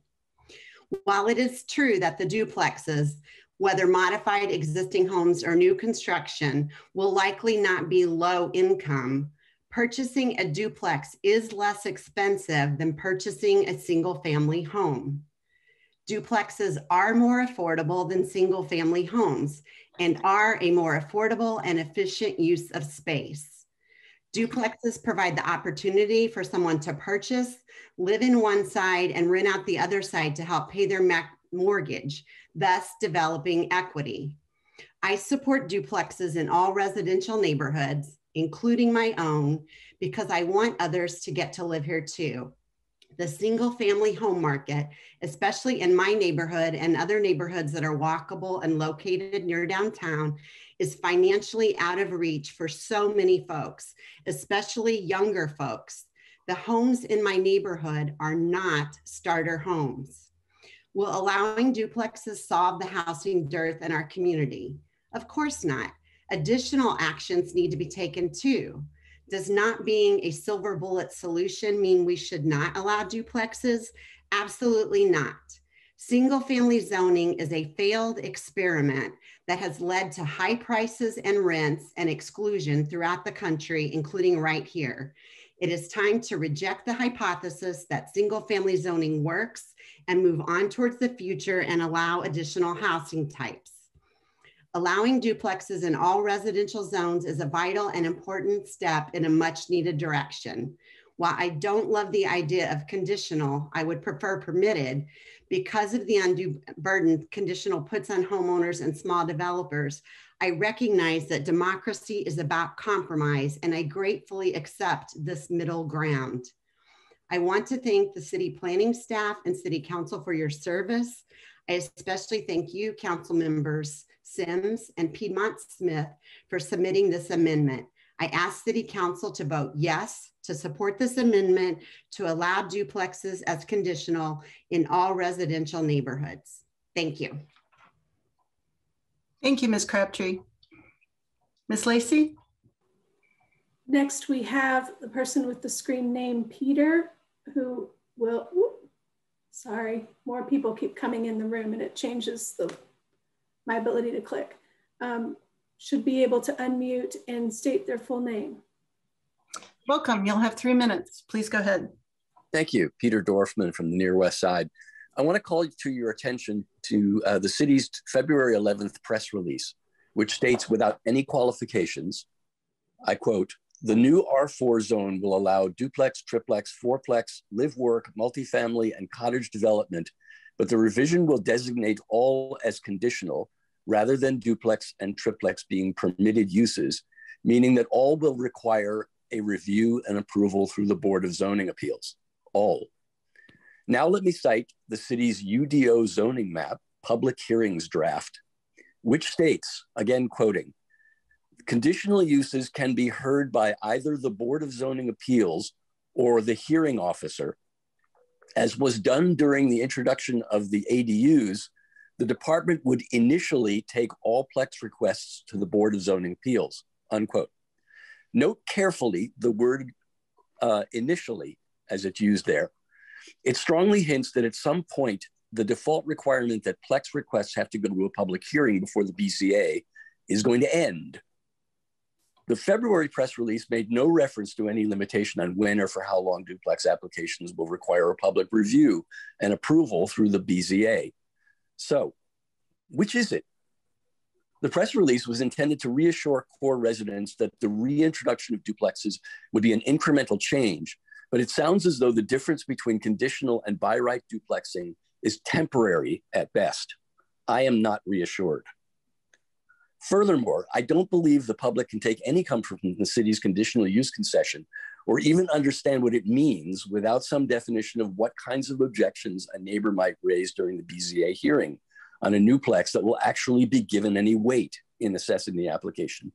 We've heard from multiple speakers a great deal of concern about in the impact on traffic and on parking. Two versions of the UDO ago, those things were explicitly spelled out in the requirements for the BZA to follow to find an application in compliance. They were removed in the UDO that was approved in 2019. I would urge you to put them back, as has been suggested tonight. But in general, the presentations that we've been hearing for the last few months and hearings involving the planning staff have given a strong impression that car-focused objections would carry no weight at all. I'd like to hear that I'm wrong about that, and that parking and traffic-related objections will be taken seriously by the BZA. Without that reassurance, I don't know why any reasonable person would see duplexes as a conditional use, as a concession on the city's part at all. So accordingly, I don't care which way you go on this amendment. I don't see that this amendment is in any way a protection of neighborhoods. So take your choice. Thank you. Thank you, Mr. Dorfman. Ms. Lacey. Next, we have Andrew Gunther, who should be able to unmute. Mr. Gunther, welcome. You'll have 3 minutes. Please go ahead. Thank you to the council for the opportunity to speak this evening. My name is Andrew Gunther. I'm a Bloomington resident going on 8 years now. Like many here this evening, I first came to Bloomington as a student at Indiana University. Since then, I've made an effort of mine to make Bloomington my full-time home. I've been lucky enough to learn, work, and volunteer in this beautiful community. And now I am nearing the age where larger questions are coming into play. When would I like to purchase a home or start a family? I've been lucky enough to serve in various capacities in our community, including on the Monroe County Environmental Commission, the Bloomington Environmental Commission, and the Bloomington Board of Housing Quality Appeals. All my experience, all my education, and all my common sense tells me that the current housing situation in Bloomington is untenable. We've been seeing the cracks in the foundations for years. Rising rents, homes being more expensive than ever before, and there are being fewer and fewer homes on the market at any given point in time. Environmentally, density is vastly preferable to urban sprawl. Infilling our current land will prove to be more environmentally, financially, politically, and socially feasible than continuing to expand outwards. I currently live in Jackson Heights, a lower income apartment complex located in Councilmember Sue Scamboluri's district. For a 2-bedroom apartment, residents of Jackson Heights can expect to pay around $700 a month in rent plus utilities. The truth is, $700 a month in rent is a great deal in Bloomington, where according to the census of 2019, the median rent is over $900 a month. At the median rent rate compared to median household income in Bloomington, households renting in Bloomington can expect to spend 29.7% of their income on rent on average, only 0.3% from being considered an unreasonable burden. The whole problem is only growing and accelerating over time. Increasing our housing supply will lessen the squeeze that has been placed on rent and housing prices in our community for years now. That's what allowing duplexes would do. What will allowing duplexes not do? It will not eliminate single-family zoning. It will not eliminate single-family homes. It will not prevent the creation of future single-family homes or zones. All it will do is enable our neighbors who are the most vulnerable to have more options in life, in their personal financial decisions, and in their dignity as a person. I highly encourage council members to approve duplexes as a permitted use. We must not stutter step on this issue any longer. Now is the time to act definitively for the betterment of our community for future generations. Thank you, and I yield my time. Thank you, Mr. Gunther. Ms. Lacey? Next, we have David Keppel, who should be able to unmute. Mr. Keppel, welcome. You'll have 3 minutes. Please go ahead. Thank you. Members of the council and members of the city staff, thank you for the tireless work you've put into hearing members of the public and thinking about these difficult issues. I very much support the amendment you're considering. I think it is a reasonable compromise that will allow the city to go forward with some necessary change while giving us protection against some of the more extreme concerns that some citizens have, the extreme scenarios that none of us want to have happen. I think the basic thing that we have going on here is an enormous both environmental and demographic change that make the housing patterns of the mid-20th century unsustainable for the mid-21st century. And we have a greater variety of family types. We have more people living singly. We have many people who would be very happy in duplexes and for which this will be additional flexibility. At the same time, people are understandably concerned that outside real estate speculators will just pack in and ruin life for existing residents. I think the Bloomington zoning process is sufficient so that BZA appeals can halt this kind of development when it's inappropriate. But I think you basically need to go forward. And so I support this amendment, and I support the work you've done on permitting a greater variety of housing types that will be affordable and environmentally sustainable. Thank you very much. Thank you, Mr. Keppel. Ms. Lacey? Next, we have a person with the screen name Tim who should be able to unmute and give their full name.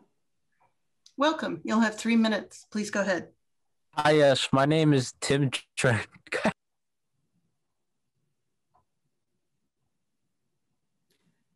The person muted themselves. We may. They should Sir, be able.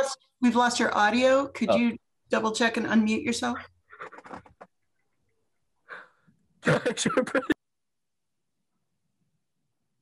Ms. Lacey, why don't we circle back and take the next person while those technical glitches get worked out? So. Okay.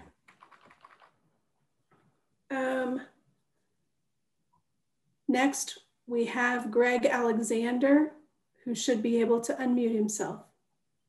Mr. Alexander, welcome. You'll have 3 minutes. Hello, thank you. My name is Greg Alexander.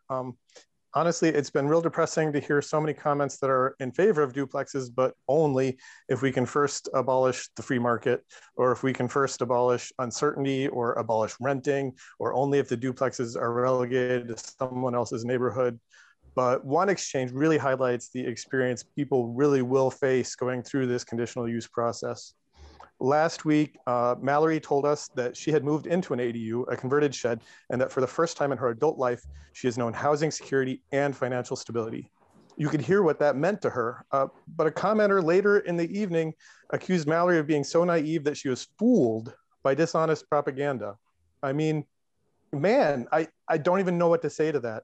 With conditional use, whenever someone wants to increase the density of their own house, they will have to make a good faith effort to accommodate exactly that sort of abuse. You saw that play out when Bloomington Cooperative Living tried to inhabit that huge house on West 9th Street.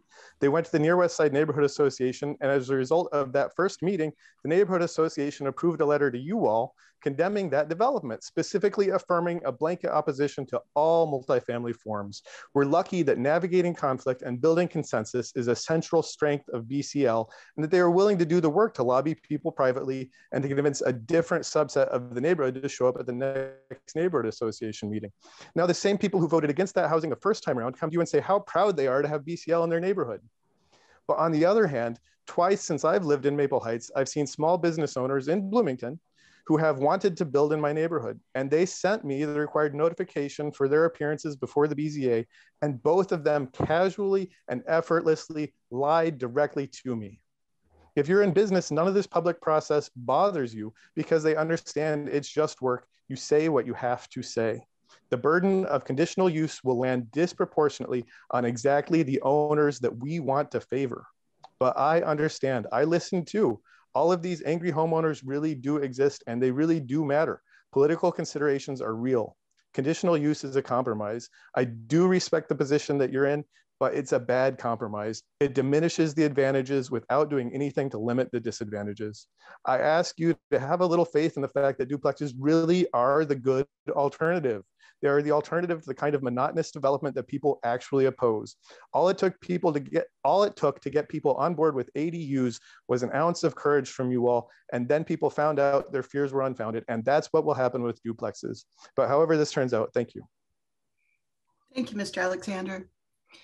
Ms. Lacey? Next, we have Matthew Kloss, who should be able to unmute. Mr. Kloss, welcome. You'll have 3 minutes. Please go ahead. Hello, thank you. Thank you again for your time and patience. I appreciate all the time and effort that people have put into this. Just want to say a couple of things. I do support Amendment 2. I think it's a fair compromise. I think there are a number of voices around the community who are strongly opposed to additional density in their neighborhoods, and that's a fair bit of information to take into account. I think that it may not be the right decision, but their voices matter just as much as the opposition's. So I would like to propose a couple of ideas if the BZA was able to potentially add in conditions for supporting local labor in construction of duplexes, union labor, local labor, as part of the appeals process potentially. I think parking is a legitimate concern as well.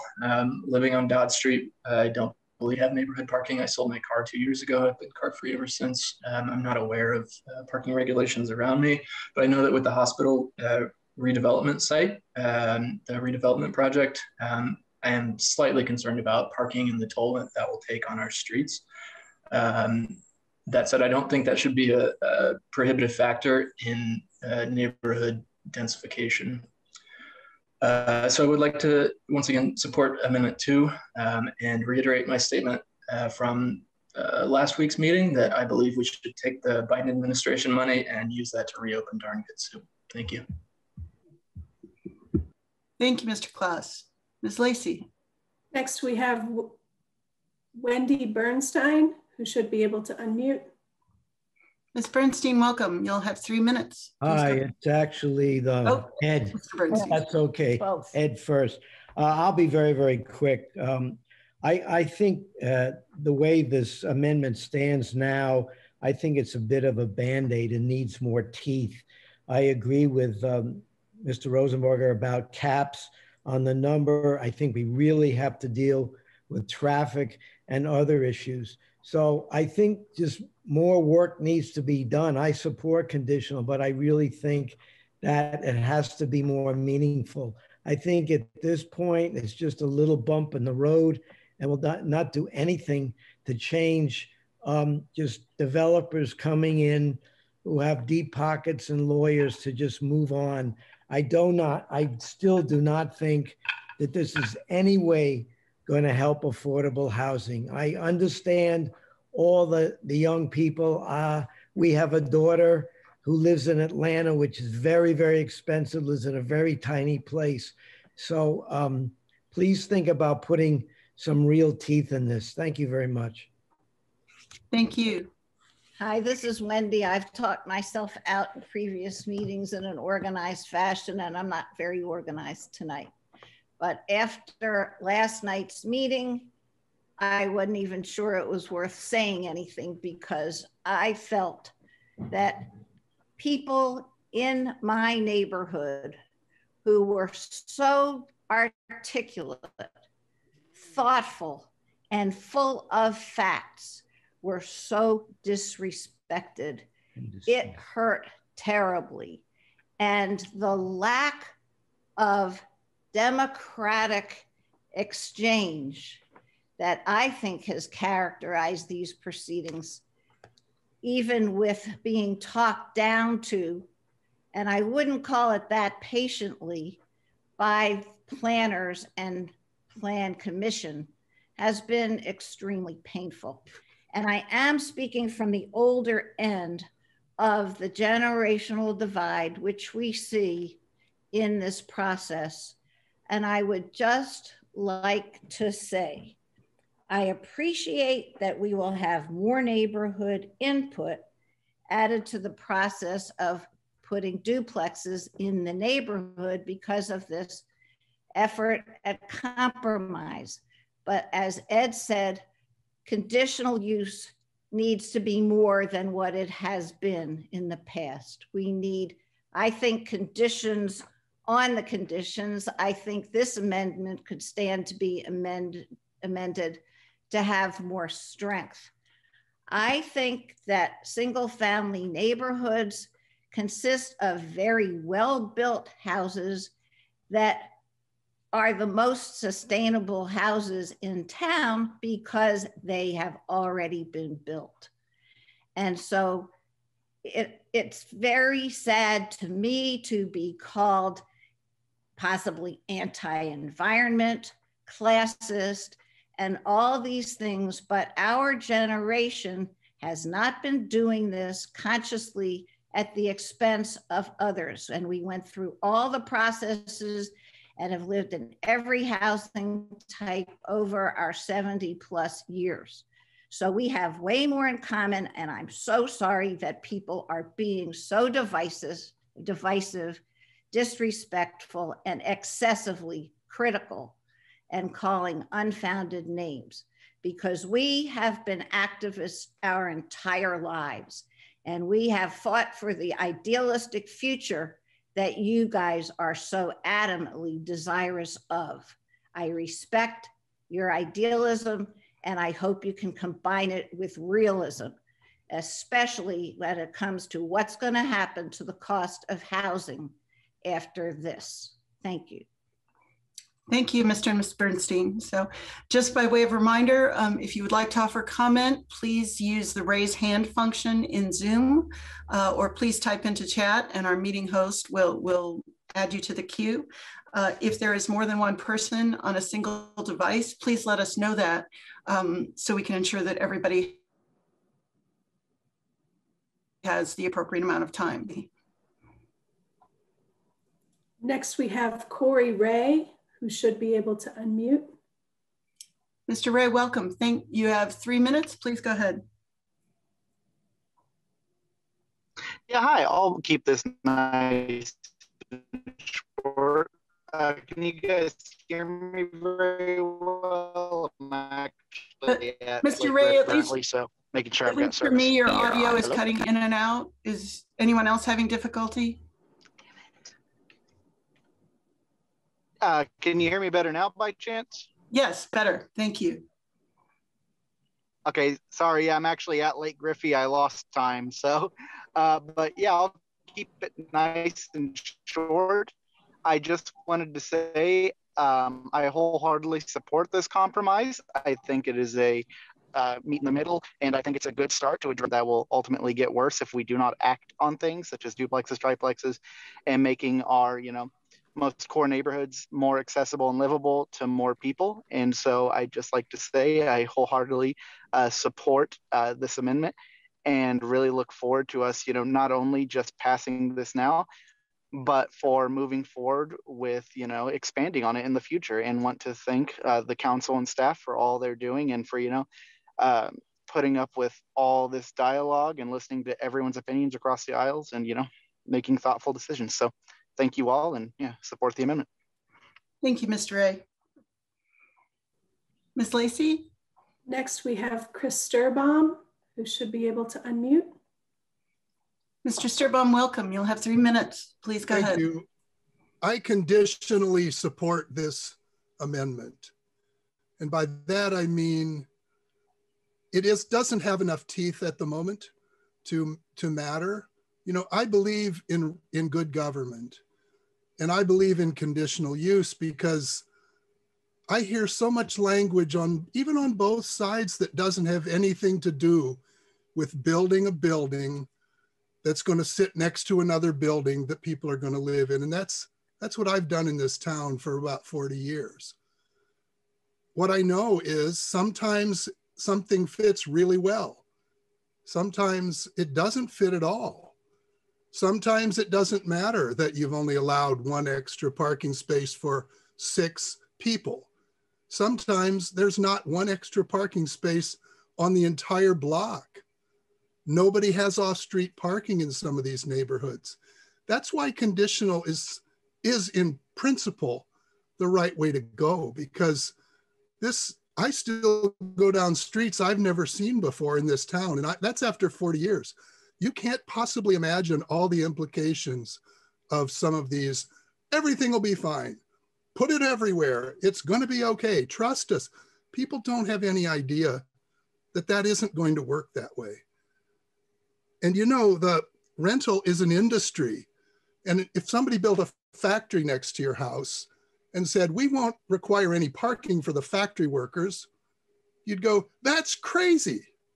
But this is a business, and they can build little student rental factories without the parking. And the issues just fall on the existing renters, the existing homeowners. Those are casualties, but oh my, climate change dictates that we can't restrict any parking. So you're just going to be casualties. That's why we need good conditional use. And when I asked during the Plan Commission how many ADUs were turned down at the BZA, 0 was the answer. When I asked in the last 2 years how many projects were actually turned down by the BZA, I believe the answer when they finally came up with it was 2. And after watching the Plan Commission not listen to the public, and after watching the council pretty much not listen to the public, where is the faith in a process for good government? I want good government. I want good reviews on these projects.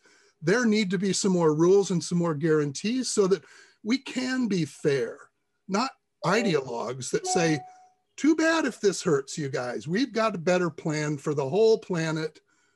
Too bad if this screws up your neighborhood. So let's do it right. Let's do it property by property. We asked really to have more time to work this out in a responsible way. This is a Band-Aid, and it isn't a very well-built Band-Aid, but it's better than no Band-Aid. So I hope we can figure this out over the next year or two, but there will be casualties. Thank you. Thank you, Mr. Sturbaum. Ms. Lacey? Next, we have Jean Simonian, who should be able to unmute. Ms. Simonian, welcome. You'll have 3 minutes. Please go ahead. Hi. Hi, this is Jean Simonian. You know, like Chris Sturbaum just said, I would really like to believe in a conditional process. I'm also one of those sometimes naive believers that government can do good things. My father was a big FDR fan and a New Deal Democrat till the day he died, and I inherited that. But it's really difficult to hold on to that when I see over and over again the power of government used against citizens' best interests.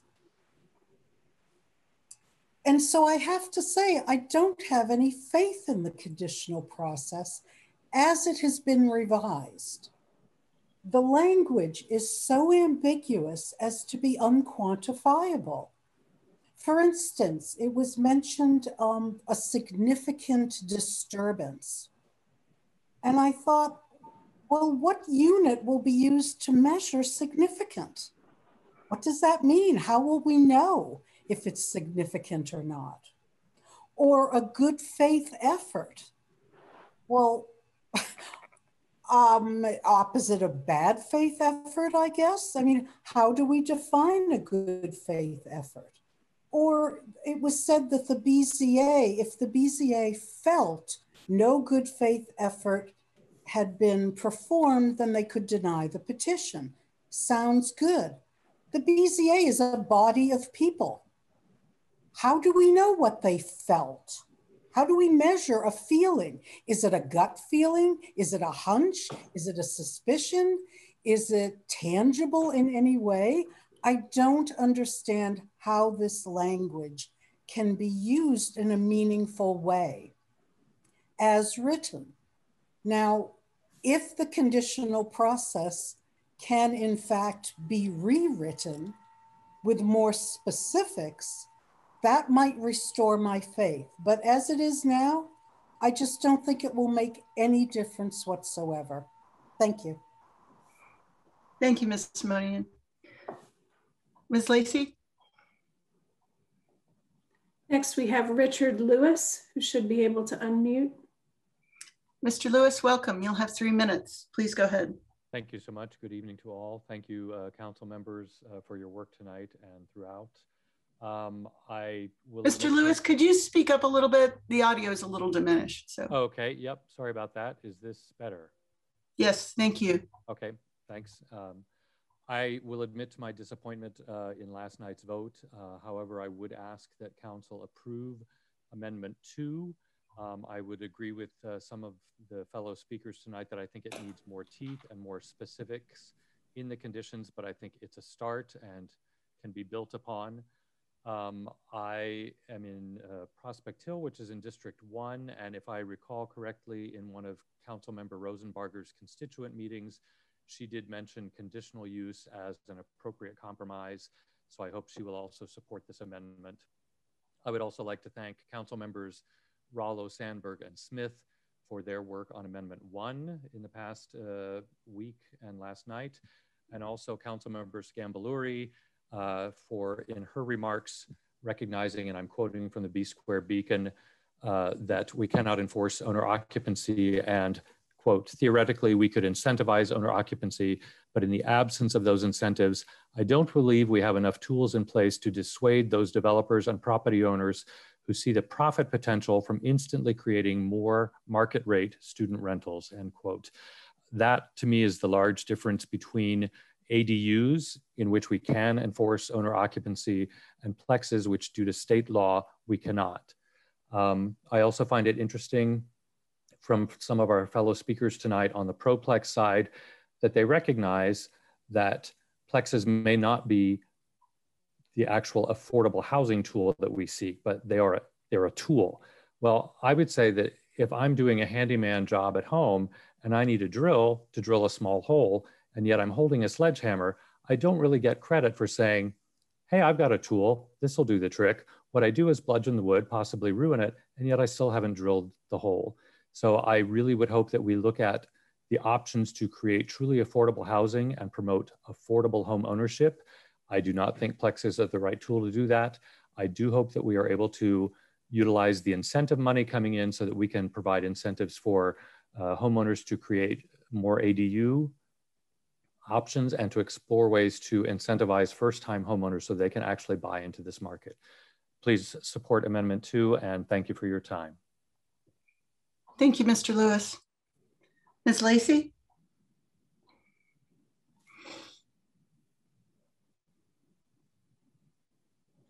Next, we have Leslie Skoglund. I apologize for the pronunciation, who should be able to unmute.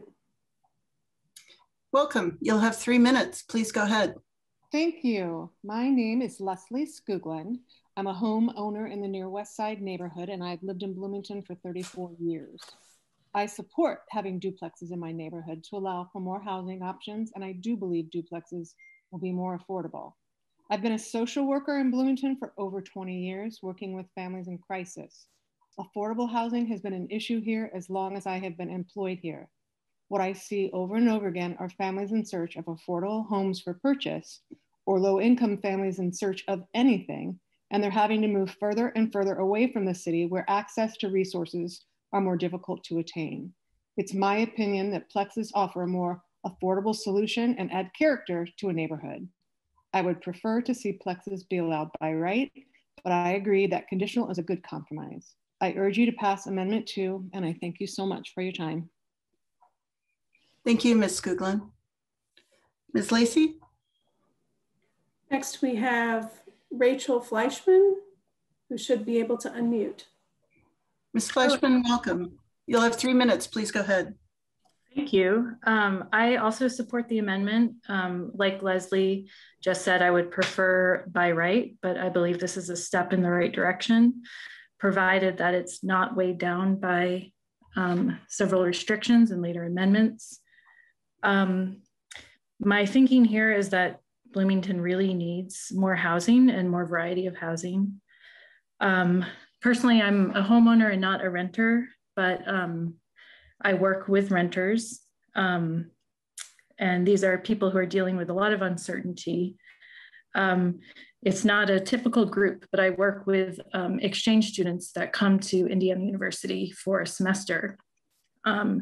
We tell them when we promote Bloomington as a location that it's an affordable place to live. And the assumption is that it is a more affordable place to live. They could consider going to a bigger city, but instead they come to a college town, assuming that it will be affordable for them and comfortable. But instead, it's almost impossible for them to find anything in a range that's affordable. These are not rich people. They're looking to rent housing in the maybe $400 to $600 range per month. And there's pretty much nothing that they can find. And especially those who come for just the fall semester, there's a lot of power that landlords have to rent for the entire year only, because there's just so few options available. So anyway, I know this is an unusual constituency, and I know that these are not your constituents. However, we promote ourselves as a community that is welcoming to all kinds of people. And this is one clear place where we are not welcoming to all kinds of people because they simply cannot afford to come here comfortably. Thank you. Thank you, Ms. Fleshman. Ms. Lacey? Next, we have Doug Moore, who should be able to unmute. Mr. Moore, welcome. You'll have 3 minutes. Please go ahead. Good evening. Thank you. This is going to be very short. In the past few weeks, I've written what I'd like to think are more substantial comments in letters written to council. Government is about details. This is just one example. When the city moved to side loading sanitation trucks a few years ago, nobody really came out and said what the requirements of that were. Here are the requirements. Pails need to be 4 feet from cars and also 4 feet from each other. That's 8 feet. Between me and my neighbor, we need 6 feet, 16 feet. How is the government going to guarantee me that I can do that when I don't control the cars on my street? Thank you. Thank you, Mr. Moore. Ms. Lacey? Next, we have Sarah Waters, who should be able to unmute. Ms. Waters, welcome. You'll have 3 minutes. Please go ahead. Hi, thank you. My name is Sarah Waters. I am a full-time student at Indiana University. I also live here permanently. I would just like to say I'm also a member of the Bicycle and Pedestrian Safety Commission here in the city. And I would just like to say that we don't have any more time. We really don't when it comes to the affordable housing crisis. We don't have the luxury of telling people that there's no more rental units here for them to access. I read some statistic a while back that this city has been in an affordable housing crisis since I believe the 80s. And it's really disappointing to see a lot of us here in the city. You know, I pride myself on being a member of a really progressive community, I think. And it really disappoints me when I see a lot of individuals with whom I agree on a vast majority of issues becomes suddenly so conservative and so regressive on one issue. And it really, really hurts me because I see my friends, I see my family, I see low-income individuals struggle to obtain housing here. And where I would assume that our community would be on the front lines of what, you know, myriad urban planning professors are saying is necessary to end single-family zoning in the 21st century, I'm shocked that Bloomington is so far behind on this issue. And so I would urge the council to vote yes on this amendment, because I think it is a little step forward, but we do need to go much further. Thank you. Thank you. Ms. Lacey?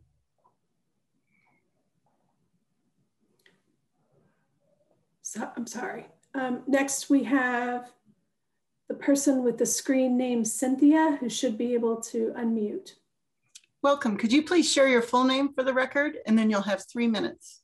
Sure, this is Cynthia Brettheim. My block has 10 rentals and 12 owner-occupied dwellings, and it's just fine. Adding 6 bedrooms on this block would offer a parking problem, since most residents don't have driveways or even alley parking. The addition of air conditioning units and fans might offer a problem too. If approval of the conditional use goes through planning staff rather than even a hearing before the Board of Zoning, there really is not much point. And as Isabel once said just a couple days ago, one cannot legislate courtesy or any respect for surrounding neighbors, especially in view of recent processes with this council, unfortunately. I'm fascinated that all callers and council express concern about affordability and density, while nearly all the subdivisions have covenants that preclude more than 1 residence per large lot. These subdivisions, which preclude all plexes and any renting out of part of the large houses on the large lots, are at most 2.5 miles from downtown NIU. A reminder too is that the UDO continues to approve large single-family houses on 2.5 to 5 acre lots in city limits.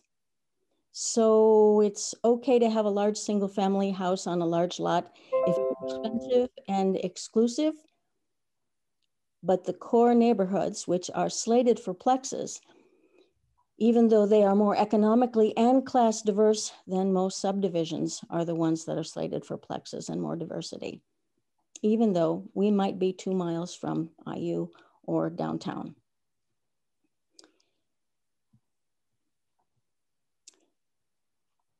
An interesting point is that the city has not collaborated at all with the county to prevent sprawl or to find a unified goal for sustainability, density, or reasonable use of the city infrastructure. As we are made painfully aware of the water mains that have broken in the last 2 years, our utilities have not been set up for the additional buildings that we've added. We've offered tax abatements for out-of-town building of large, expensive condos. And we've basically looked again for trickle-down housing. This is part of what this is about. I don't think the conditional compromise, as you call it, or whatever you're calling it, is really gonna help much to restore faith or trust. I thank you for your time. Please add some real tooth to it, or might as well drop it. Thank you. Thank you, Ms. Brettheim. Ms. Lacey? Next, we have Michelle Henderson, who should be able to unmute. Ms. Henderson, welcome. You'll have 3 minutes.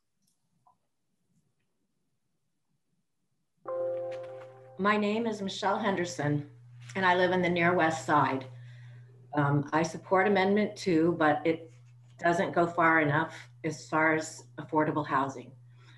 It is regrettable that the UDO zoning changes have been framed as a battle between homeowners and renters, because the real issue is a need for affordable housing for low-income renters living close to campus and downtown.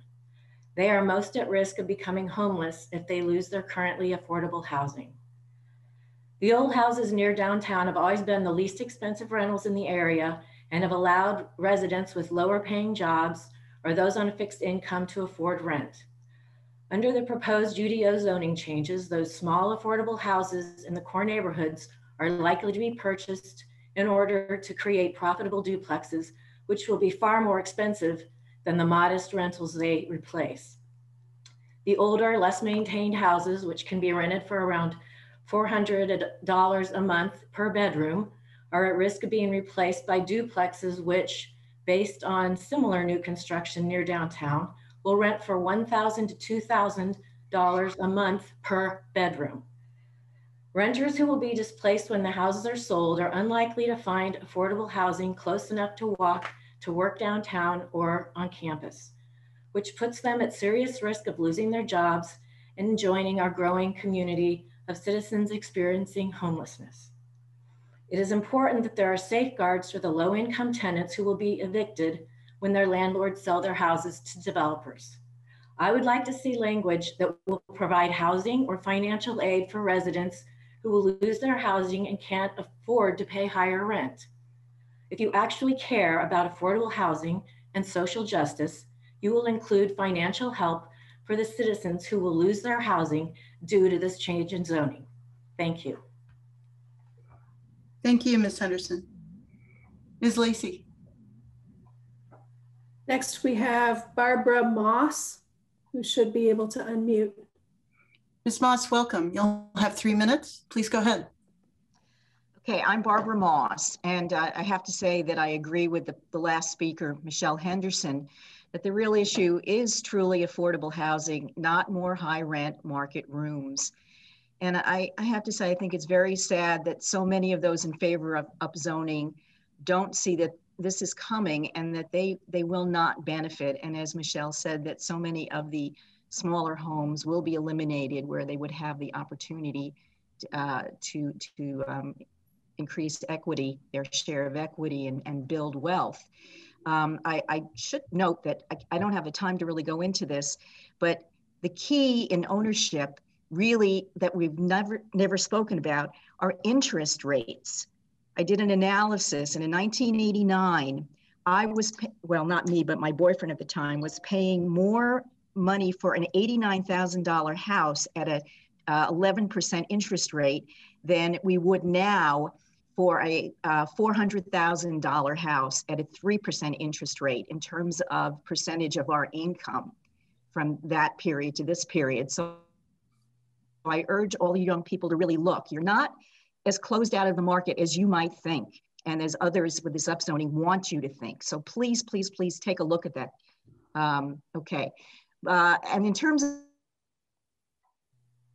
this amendment is currently written, I feel it's more or less fluff. It's an attempt to make it seem like a wonderful compromise, but for all the reasons stated tonight, no attention to parking, no meaningful neighborhood input, no caps, inadequate design standards that don't go beyond porches and roof pitches or address form compatibility in neighborhoods. For all these reasons, it's naive to think the BZA will have any power to address any kind of important concern, as these are not included in this conditional use amendment. I also agree in terms of process that by ignoring those that showed up, particularly last night in favor of Amendment 1 that you voted down 9-1, that it does poison the well, and you should realize that. And in closing, in terms of this amendment, again, I urge you to include more of the important considerations such as parking, et cetera. Otherwise, as currently written, this is really not an adequate compromise. But as they say, it's more or less lipstick on a pig. Okay, thank you. Thank you, Ms. Moss. Ms. Lacey? Next, we have Richard Durison, who should be able to unmute. Mr. Durison, welcome. You'll have 3 minutes. Please go ahead. I've been a resident of Elm Heights for about 35 years. And I want to make it clear, I was a proponent for Amendment 1. And I want to make it clear that I want people to get housing. I want people of all, you know, economic and social situations to be able to have homes. The problem to me is that opening up to the free market the way this does, the way by right would have done, really creates a danger with the free market approach, which I don't think will lead to what you know, people looking for affordable housing want. I don't think that's what's going to happen. But so this is a step in the right direction, at least. If you're going to have duplexes, yes, there need to be conditions. I just think that the conditions should be pretty stringent, at least for a few years, until we see what actually does come of this. The last thing I would want to see is for every neighborhood in the core of the city to become a high-priced rental community. That would go against diversity and affordability, in my opinion.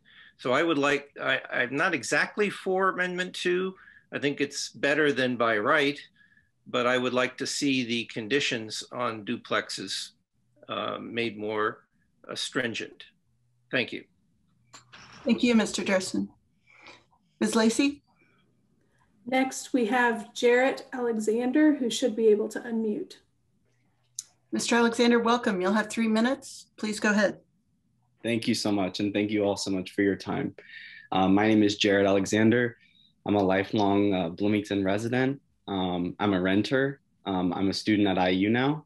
And though I support plexes by right, I do support this amendment as a small step forward. I believe that, you know, introducing plexes by right, or in this case, conditional, is sustainable, is the sustainable, affordable, and equitable option.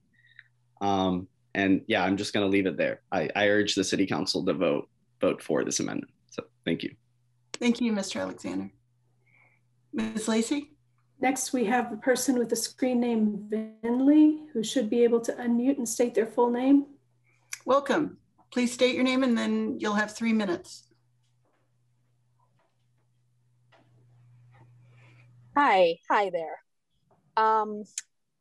Okay, let's see. I wasn't. Could you please state your name for the record? Yes, my name is Wendy Brisht. Sorry. Thank you.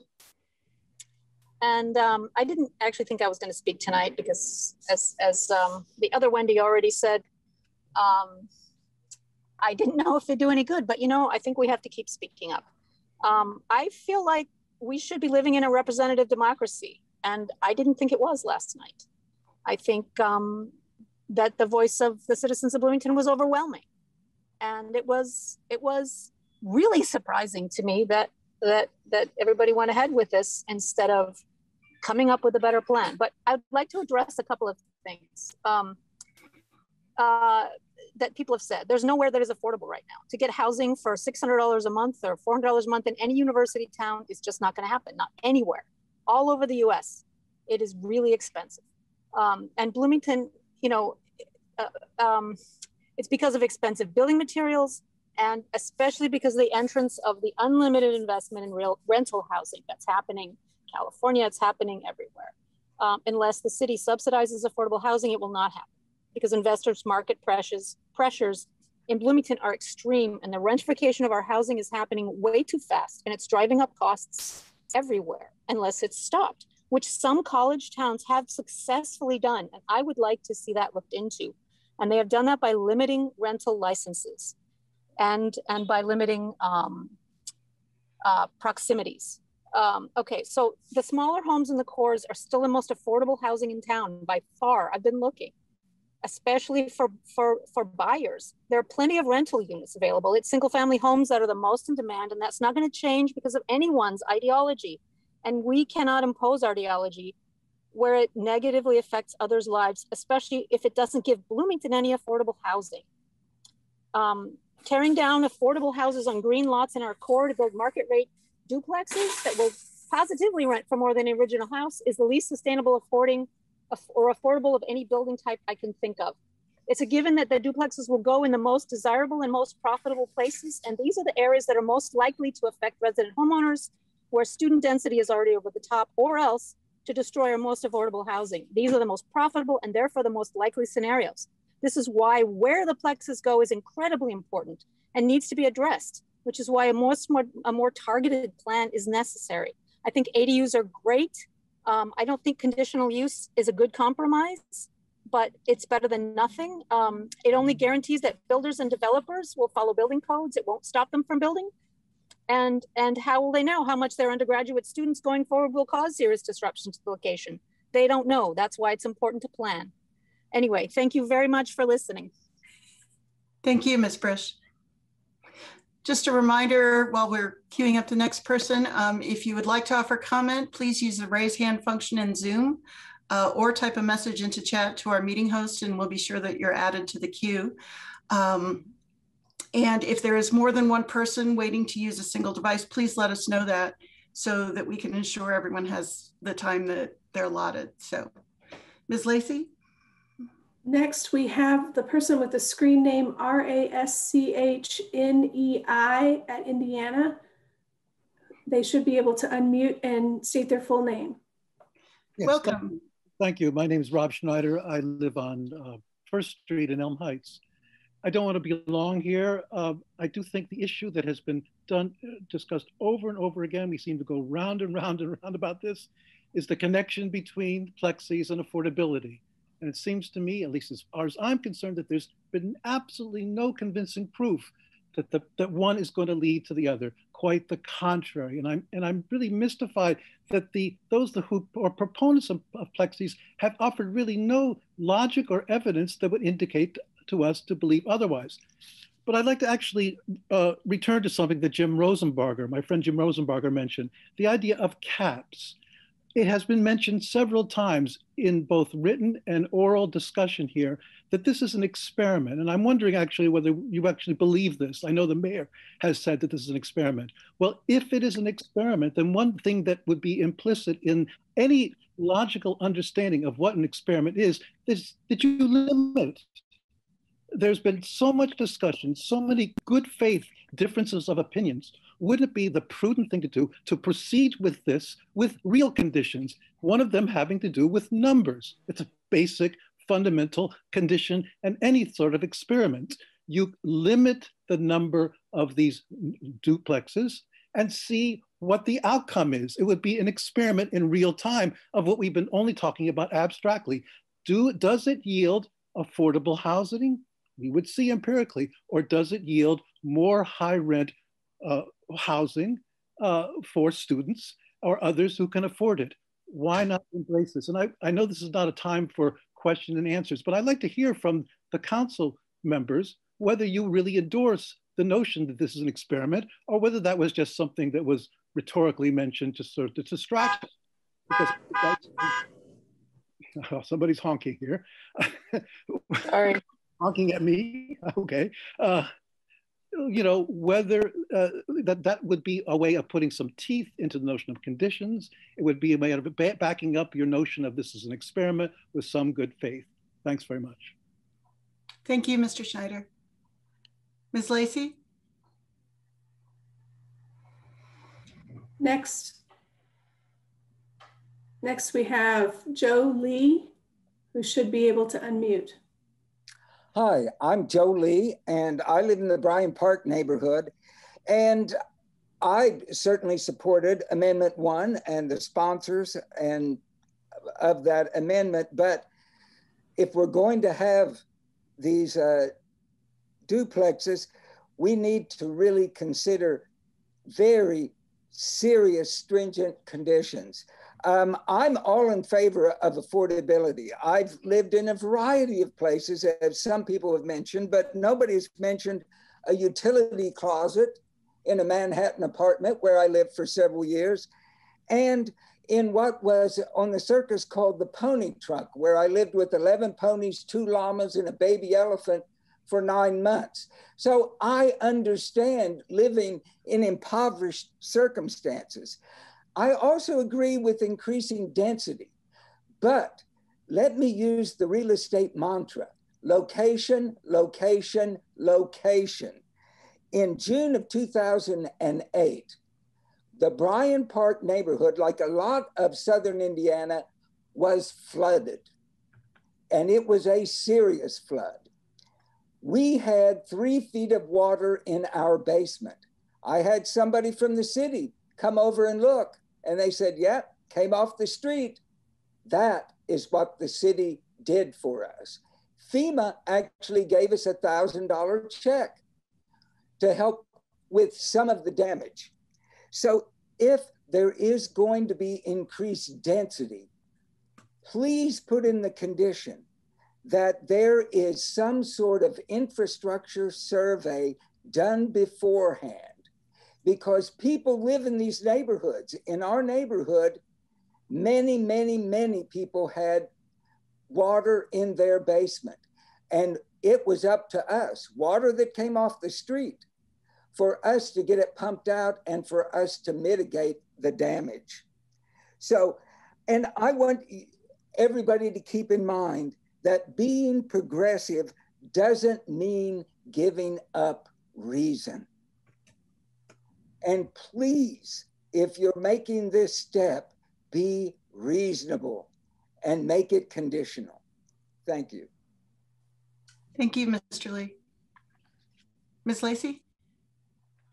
Next, we have Karen Duffy, who should be able to unmute. Ms. Duffy, welcome. You'll have 3 minutes. Please go ahead. Hi, excuse me. Can you hear me? Yes, we can. Thank you. Okay. I support Amendment 2, although I'd like to see, as other speakers have said, more specifics written into the conditions. I've really had to raise my hand to make a correction on something that was stated earlier, though, about the Near West Side. I understood a speaker to say that the Near West Side Neighborhood Association unanimously opposed the Bloomington Cooperative Living Group when it sought to purchase and get a variance to for the multiplex house on 9th Street. And I'm on the board of a board member of the neighborhood association, and I was at both of those meetings. And the fact is that one neighbor objected. He lived very close to the house and was alarmed about ill effects of living next to a large group, but everyone else supported it. And at the second meeting, we unanimously supported it. Our letter to the association's letter to City Hall was not as characterized by the speaker as well. I just have to straighten that out for the record. The neighborhood association supports Bloomington Cooperative Living Project very much and welcome them wholeheartedly because of their commitment to their values, values that we share. And we supported ADUs because it required owner residents on the property. So we very much support plexes if they're monitored like that, if they're held accountable to the rest of the neighborhood as a whole. So that's all. Thank you very much. Thank you, Ms. Duffy. Ms. Lacey? Next, we have a person with a screen name Steve, who should be able to unmute and state their full name. Welcome. After you state your name, you'll have 3 minutes. Please go ahead. Thank you. My name is Stephen Lehman. I live in Arden Place. First, I wanted to say that I supported Amendment 1, and like a lot of other people, I was disappointed with the way the vote went last night, but that's the way that goes. That's why we vote, right? To me, Amendment 2 will make no difference. It's like happy talk. There's just not enough there. As many people have said tonight, there's no teeth there, and things will not be public enough. There's too many things that are left unsaid as we go into this. And so I really don't have a lot of interest in Amendment 2. The second thing I'd like to speak to is infrastructure in Bloomington is not ready for increased density. There's just too many different issues.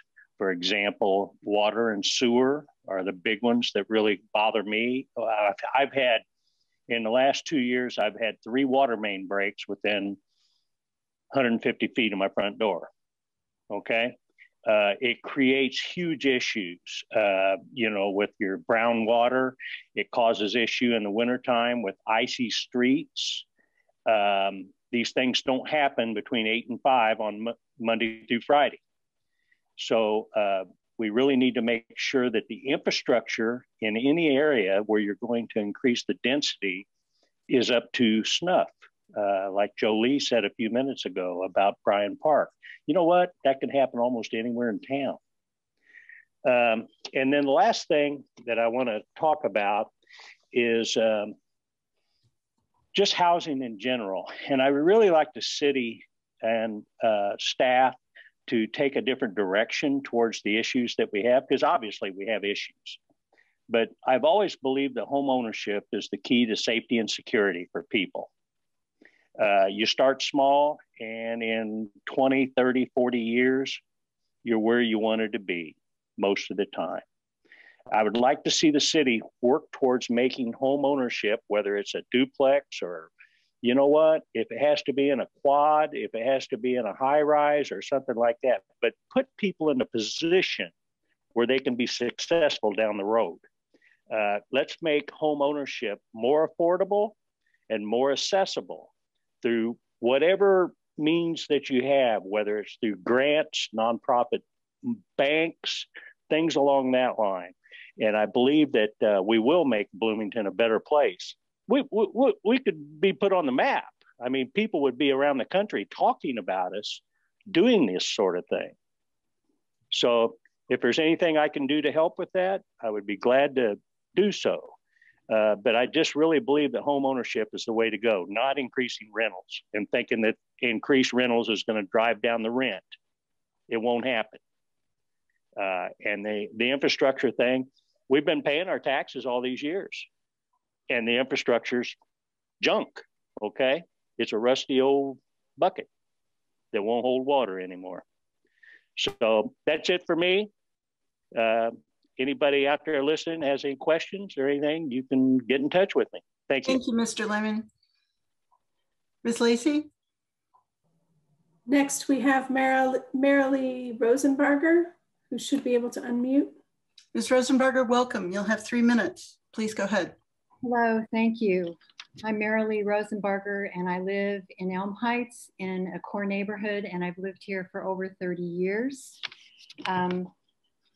I want to start by saying that I feel like the current zoning proposals for duplexes and upzoning is and has been a rushed process with a one-size-fits-all plan for a very complex small city.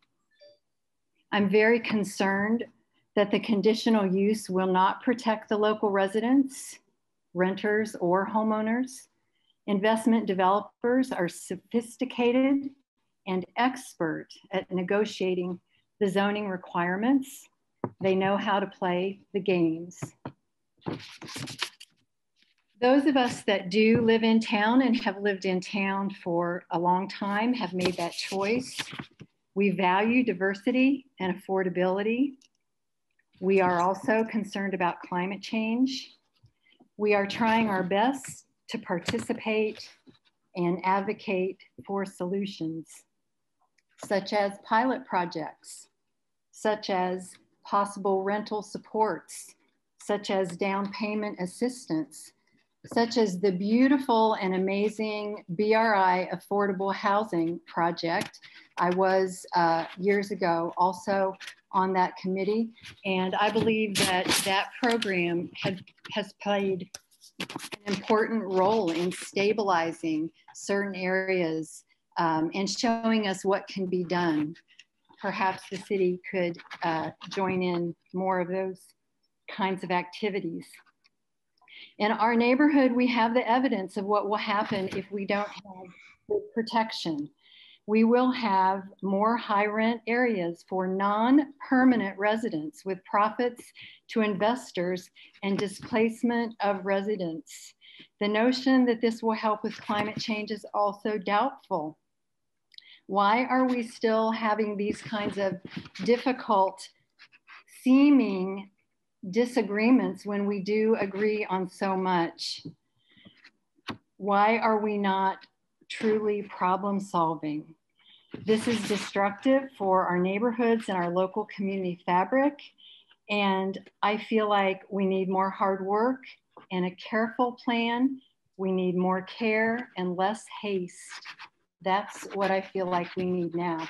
So I do not have faith in this idea that conditional use will be a transparent and predictable process. Thank you. Thank you, Ms. Rosenberger.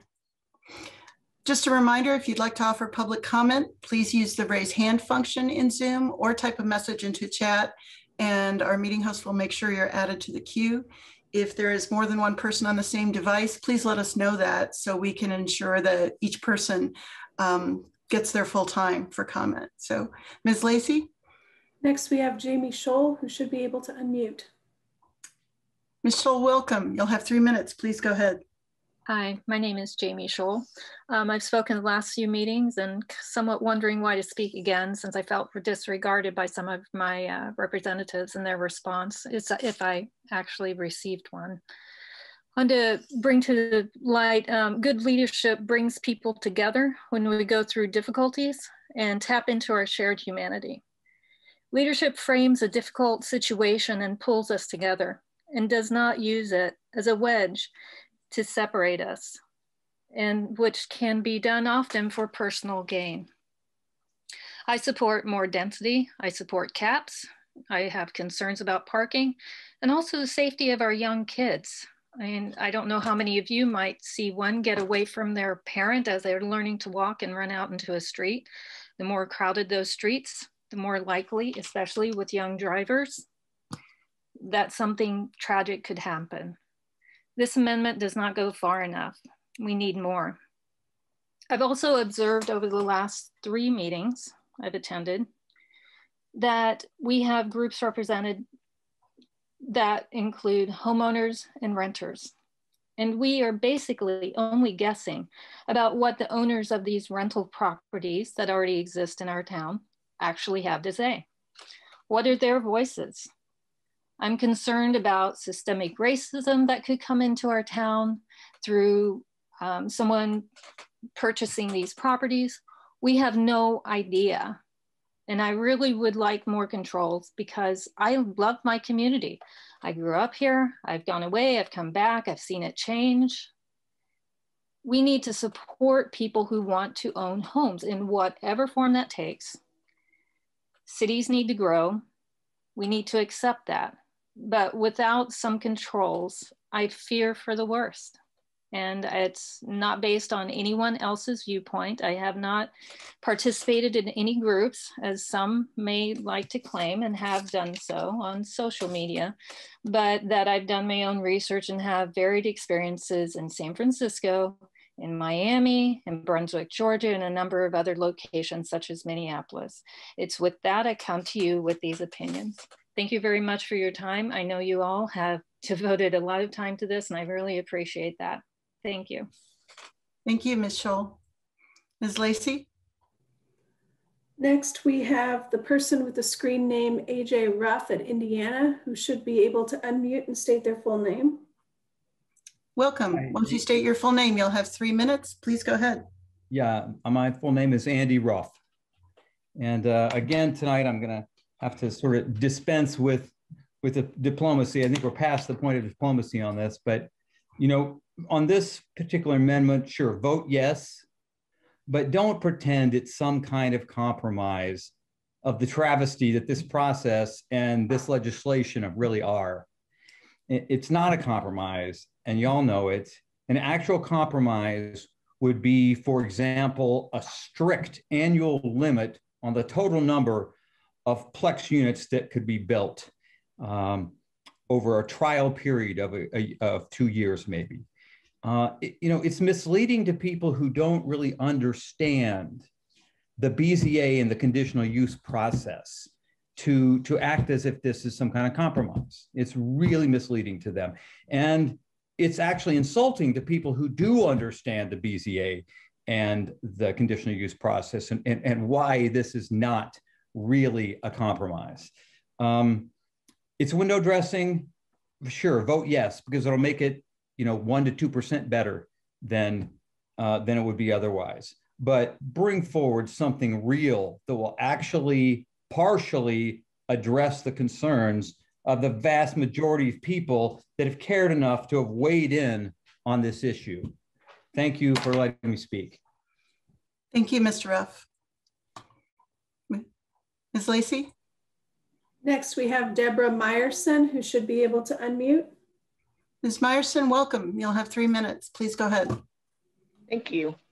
Good evening to all. I appreciate Councilmember Sims and Councilmember Piedmont Smith introducing Amendment 2 as a middle ground, while my own preference would be for the status quo as permitted options for duplexes. I understand the need to try and look at ways to bring together different points of view. My visions for adding the effects of duplexes, I live in Elm Heights. I think that maintaining exclusionary zoning that we have is unethical from an equity and social justice standpoint. It artificially limits any new housing type except for single family homes, which are the most expensive type. I'm also pretty confounded by people prioritizing parking over improving housing options. I'd like to see housing for people. We can deal with cars, but for me, people prioritized over cars. I understand the additional market pressures that are imposed by demands for off-campus housing alongside a large university like Elm Heights, in neighborhoods like Elm Heights. My own prediction is that the impact in Elm Heights and elsewhere will be gradual and incremental, just like it has been with ADUs that were permitted in 2017. Some duplexes, might be rental, some might be owner-occupied, some might be a mix of both. Duplexes are likely to attract the interest of small-scale developers who are local and invested in our community. In the last few years, investors have already been buying modest single-family homes in our walkable neighborhoods to remodel and flip as luxury owner-occupied homes. But few people are talking about the problems of these neighborhoods. These remodels sell for upwards of $500,000 or more. Investors are also building on slivers of vacant lots in neighborhoods to sell new construction for even higher prices. Something at Covenant or High sold for $1.7 million.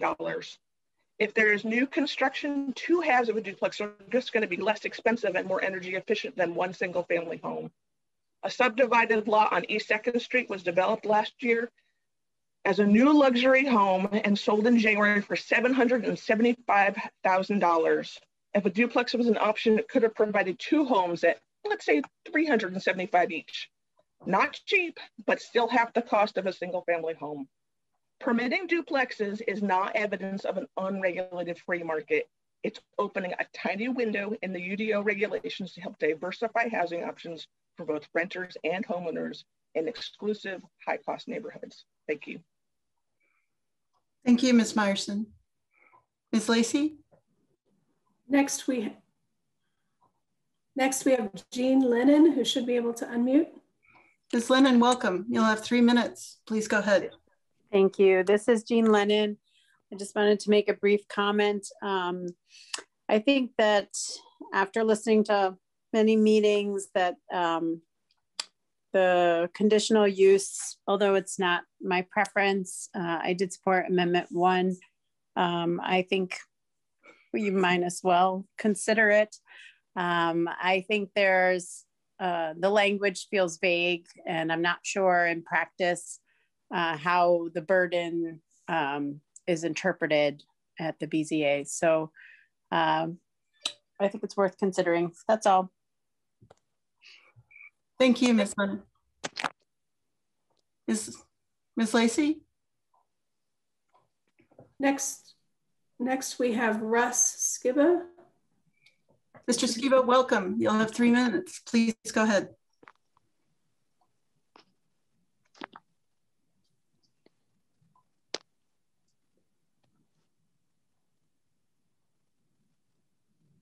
Mr. Skiba? Hello, my name is Russ Skiba. I live in Hoosier Acres. Bloomington has been one of the most smartest and most civically engaged populations in the nation. It's true, the quality of dialogue and the level of citizen involvement in this community is absolutely remarkable. I consider myself extremely lucky to be part of that. Yet I'm very sorry to say that the citizens of this community have been ignored, discounted, and disrespected throughout this process. When they rise to speak representing their neighborhoods, their community, their families, they are not merely NIMBYs, old folks protecting their own properties. They are long-term residents of this community who care deeply about the livability of Bloomington and are deeply concerned that the proposed upzoning will irreversibly harm all of our neighborhoods. Hundreds of citizens have come into Plan Commission and City Council meetings again and again and made sophisticated and informed arguments, but those voices have been roundly ignored or minimized. They have told you a number of things and have backed those things up with evidence. For instance, they have told you that upzoning brings in outside money that outbids local homeowners and drives prices up. They have not been believed, despite reports from the Wall Street Journal and New York Times documenting tremendous investment capital in local real estate throughout the country, and clear reports locally of corporations buying houses thousands of dollars over asking prices and paying cash. What young family moving into a starter home does that? That the introduction of plexes will destroy the balance between home ownership and renters. You didn't believe it, despite eloquent reminders from the former mayor of Bloomington, Tommy Allison, of the last time this happened. The former mayor and others have reminded those of us whose memories are too short, including the majority of this council, to recognize that this process is just a sad repeat of a very similar process that happened in the 1970s, that this is not reversible. The mayor's office has stated over and over again that this is just like a three-ring binder, that it's an experiment that could be easily reversed. But we still have plexes in town from the last time there was a plex building spree. Since those were first installed in the 1970s, not a single one has been returned to a single family home. That this is a rush process without time or opportunity for citizen input. I'm not even going to speak to that one.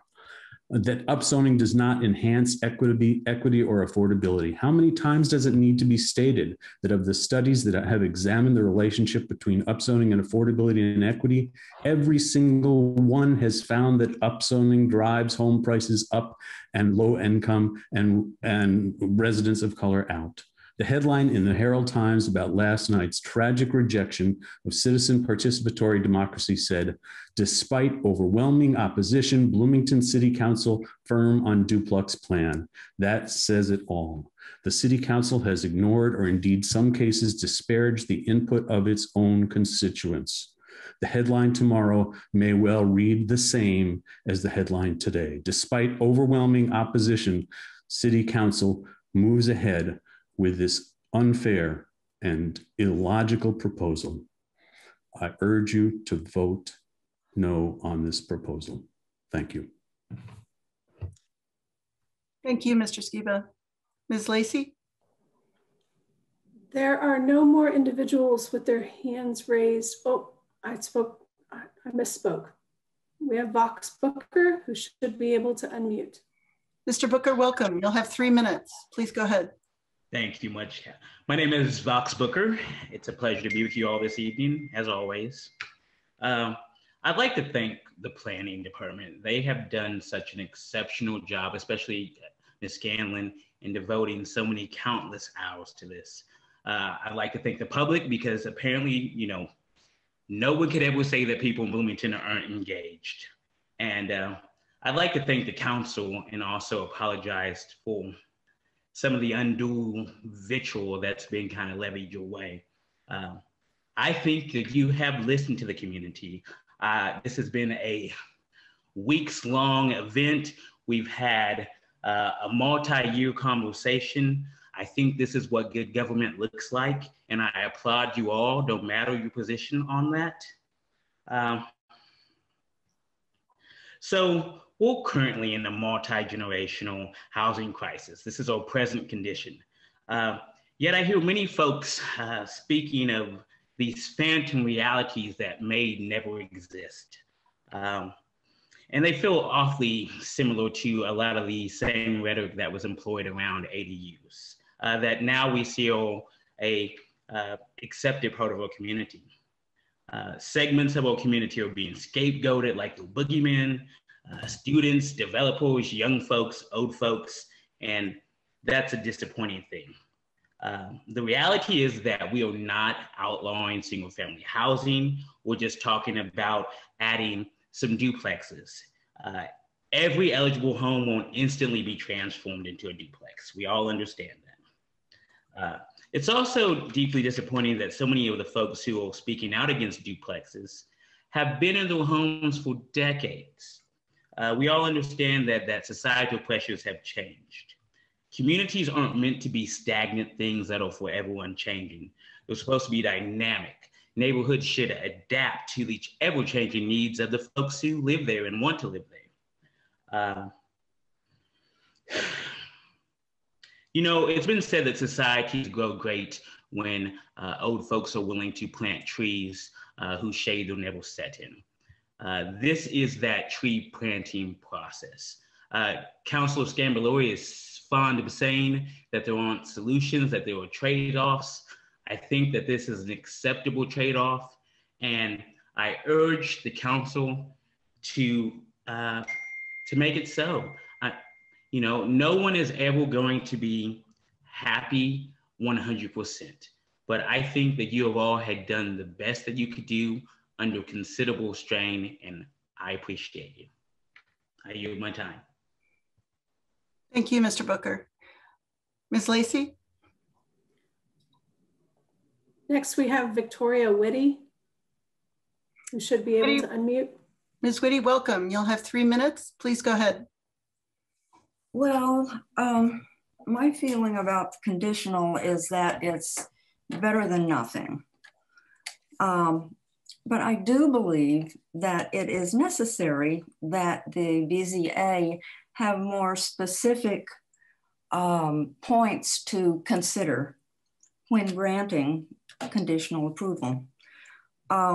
These are so vague that any kind of concern that neighborhoods might be trying to present can be waved aside because the things that the BZA considers are so vague. They can be interpreted in any way. I do think one thing that should be involved in it though is there should be caps. And the reason I think that is because neighborhoods are so very different one from another. If you take Bryant Park and you consider Hoosier Acres, which one of these neighborhoods is going to be better able to absorb more density? Obviously, Hoosier Acres will. If you have the BZA considering each thing and having neighbors who live in the area give their thoughts about whether or not there's pressures on the parking, because, well, they're there. They know how much parking there is, or if it's available or if it's lacking. They know how much traffic is traveling down their streets. They know whether their streets are wide or narrow. They know how many other rentals are already there. The people who live there, who've been living there, are the ones who really know what the situation is on the ground. I'm afraid that all too often decisions are being made by words written on a piece of paper, and no one is really looking at the reality that is right there in front of their eyes if they will only just open their eyes and look. And I think that caps is one way to do it, because you have people on the ground who know what the situation is, where a duplex is going to be going in. And if they have something that they can point to and say, this, this, this, and this, it has a lot of value. Whereas words written on a piece of paper have very little meaning very often. And I think that caps is a good idea. I think that we would be better off without duplexes. I don't think they're going to be affordable. I'm reasonably sure that in many areas of the city, they will not be affordable because they will be student rentals in areas that are close to campus. That's just the way it will work. And I guess that's all I have to say. Thank you, Ms. Whitty. Ms. Lacey? We do not have any more individuals with raised hands. I know that I have a few messages in chat, and I can read where the participant has asked that the message be read. I'm happy to do. Please do. I apologize. I have a number of messages in chat, and so to scroll through and find the ones that intended to be read aloud. Take your time. Take me just a minute.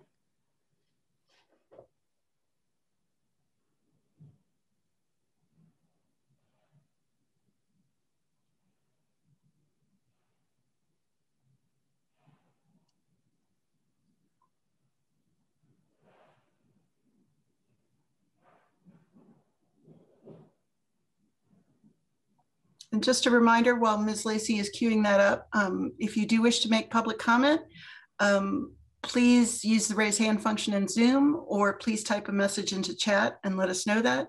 And if there's more than one person on a single device, please let us know that as well, so we can ensure that each person has the full amount of time to offer their comment. The first is from Ramsey Hank that says, to be read, please. We are remaining silent on these amendments in the hopes that Councilmember Piedmont Smith will notice us this way.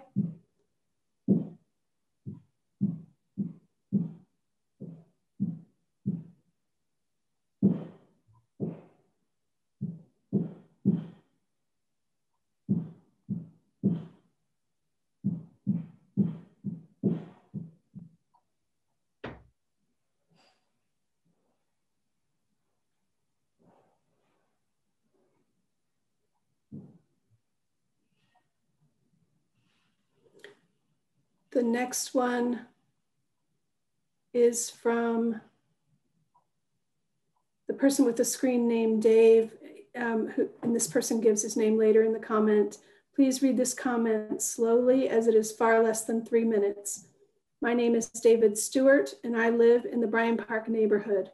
I believe that conditional use is no safeguard. I do not support Amendment 2. I do not support the addition of duplexes in core neighborhoods. Follow the comprehensive plan. Do not add duplexes in core neighborhoods. Conditional use and by right have the same result, with conditional use taking a little longer. Please do not support Amendment 2, as Amendment 2 is supporting the addition of duplexes in core neighborhoods.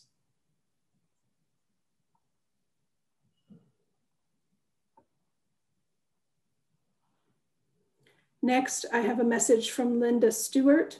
My name is Linda Stewart, and I live in the Bryan Park neighborhood. Please read my statement slowly. Once we've given developers the right to develop by changing the zoning laws, we will lose our right to control the development in our neighborhood, and our neighborhood will be irretrievably altered. And to fight against it, how can it be said so easily that homeowners can fight developers? As though we homeowners have the resources to get a lawyer and win a court case against the developers who have far more money. Conditional use is no protection, and I do not support Amendment 2 because I do not support the addition of plexes in the core neighborhoods.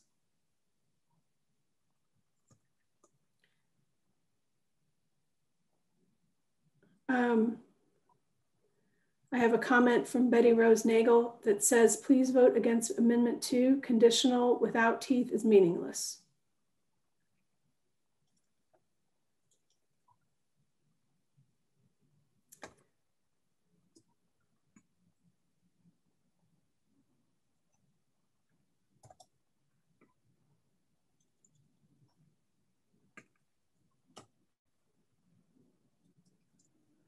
And those are the end of the written comments. It does look like a person with the username Patrick has now raised a hand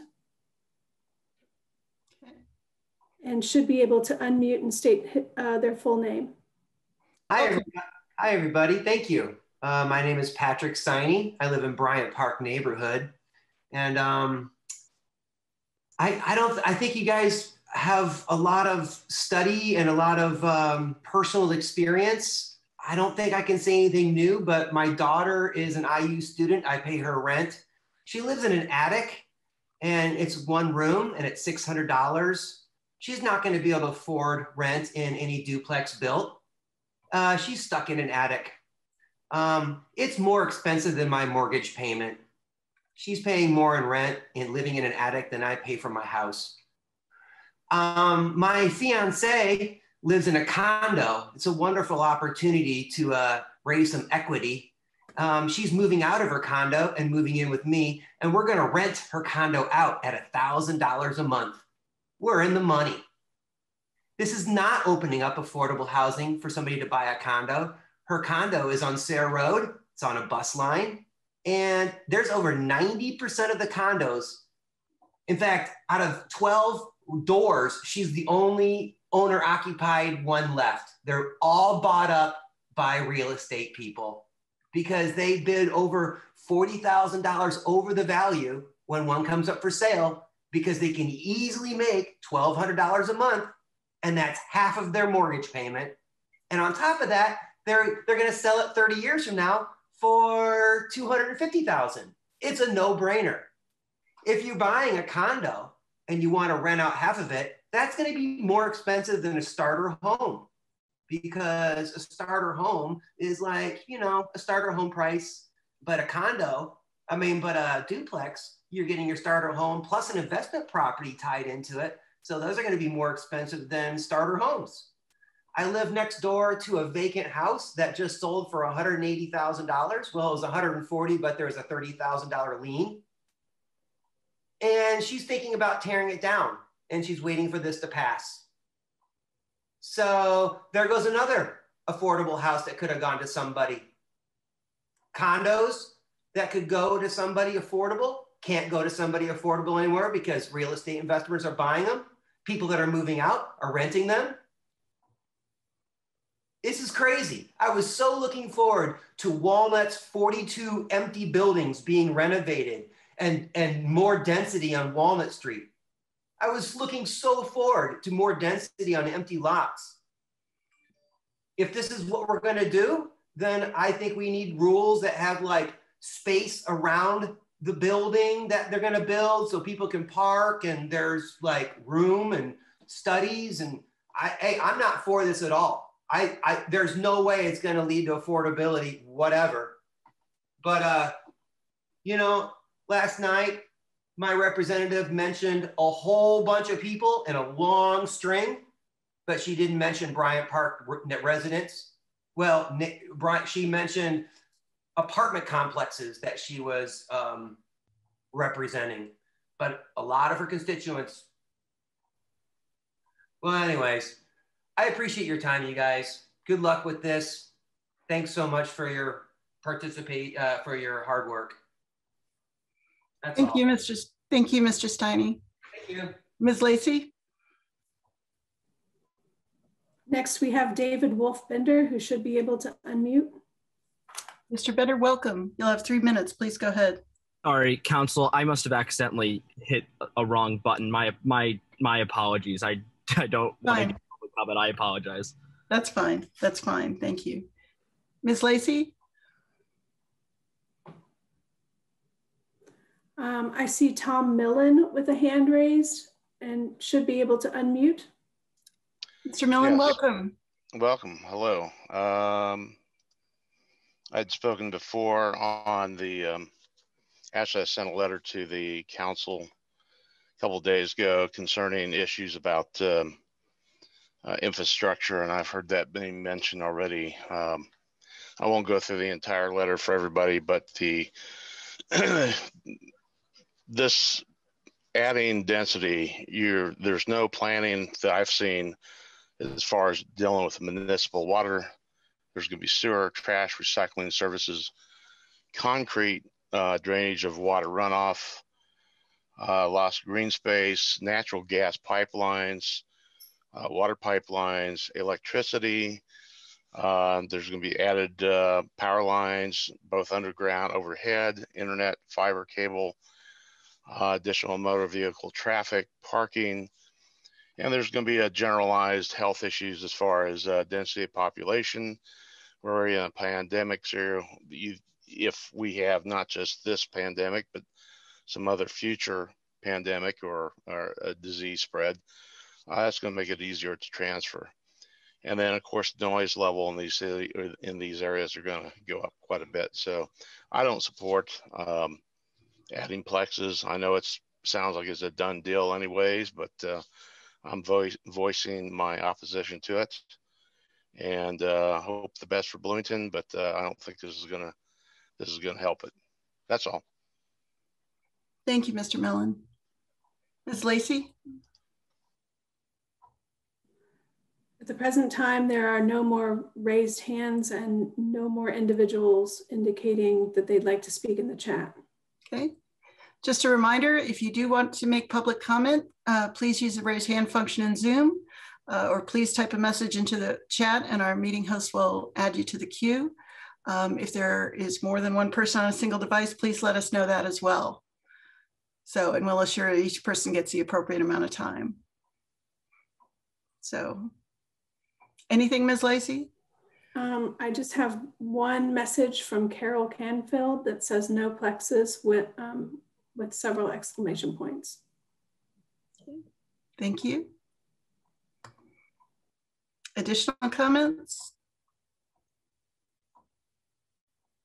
Second call? And final call? Seeing no further comment, let's come back to council for questions. Councilmember Sandberg. I have a parliamentary question.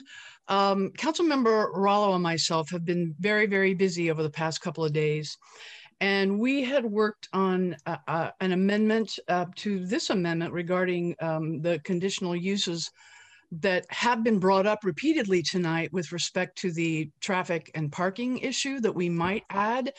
And I'm not sure, I mean, again, this is in a little bit raw form. We do have it on paper.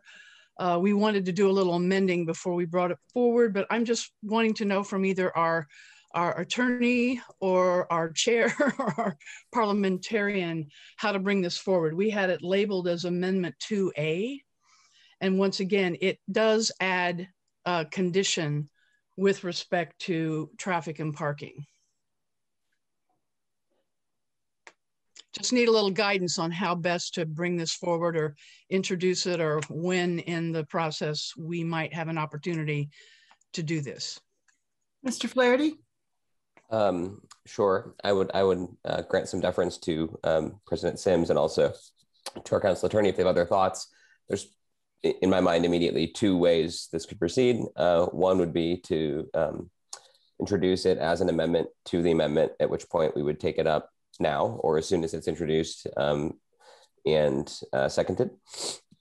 And then we would work through that amendment to the amendment, hear public comment, ask questions, et cetera, take a vote on it, and up or down. We would then return to Amendment 2, either as amended or without the amendment to the amendment having passed. Alternatively, it could be brought as a separate amendment, Amendment 5, let's say, at a future time, with the intent of superseding this and replacing Amendment 2, should Amendment 2 pass.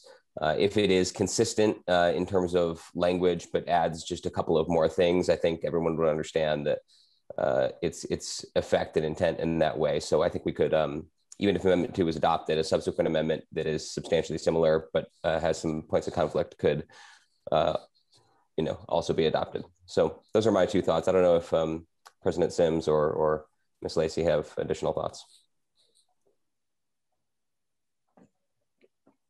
President Sims or Ms. Lacy? I'm pausing just a bit to hear from our council staff if she has. I think that that's fine. I think that what Councilmember Flaherty has laid out is consistent, and it would be up to the council to make the decision about how they'd like to proceed. My thoughts, and I'm not so sure about procedurally, but adding that amendment to this amendment, if there's going to be proper and ample time to not only hear it sometime in this process or the next day or two, as well as if it is approved, then it would be an addition to this current amendment too. Is that what I was hearing, Mr. Parliamentarian? To the extent that it conflicted with Amendment 2, it would replace Amendment 2, but I think the intent of the of such a future amendment would be to functionally add to what is currently in Amendment 2, if my understanding is correct. So it would technically replace it, but it would be functioning as sort of by way of addition, if that makes sense. Okay, I would actually ask for input from Isabel or Councilmember Piedmont Smith on her input. My preference, I think, would be to proceed with Amendment 2. And then in the future, as I understand the other amendment we're talking about, this could be perceived as some of the teeth that has been mentioned throughout the night. So I think it would be proper to deal with Amendment 2 currently, and then duly consider future amendments as we move forward. Councilmember Sandberg, then Councilmember Rollo. Yes, I would be happy to do it either way, because again, Councilmember Rollo and I have several amendments coming up that we'll put some teeth in. And we are, I'll let Councilmember Rollo state his preference, but this is an addition to just once again, putting some more teeth in with respect to what we've heard with respect to some of the neighborhood's concern over parking, traffic, that kind of thing. I think it needs to be added. Councilmember Rollo? Well, lost my earbuds. I agree with Councilmember Sandberg. My preference is to defer it to a future meeting and introduce it as a separate amendment. It doesn't conflict with the current amendment. So it wouldn't involve modifying the currents. It would modify the code, but it wouldn't conflict with what the authors of this amendment are proposing.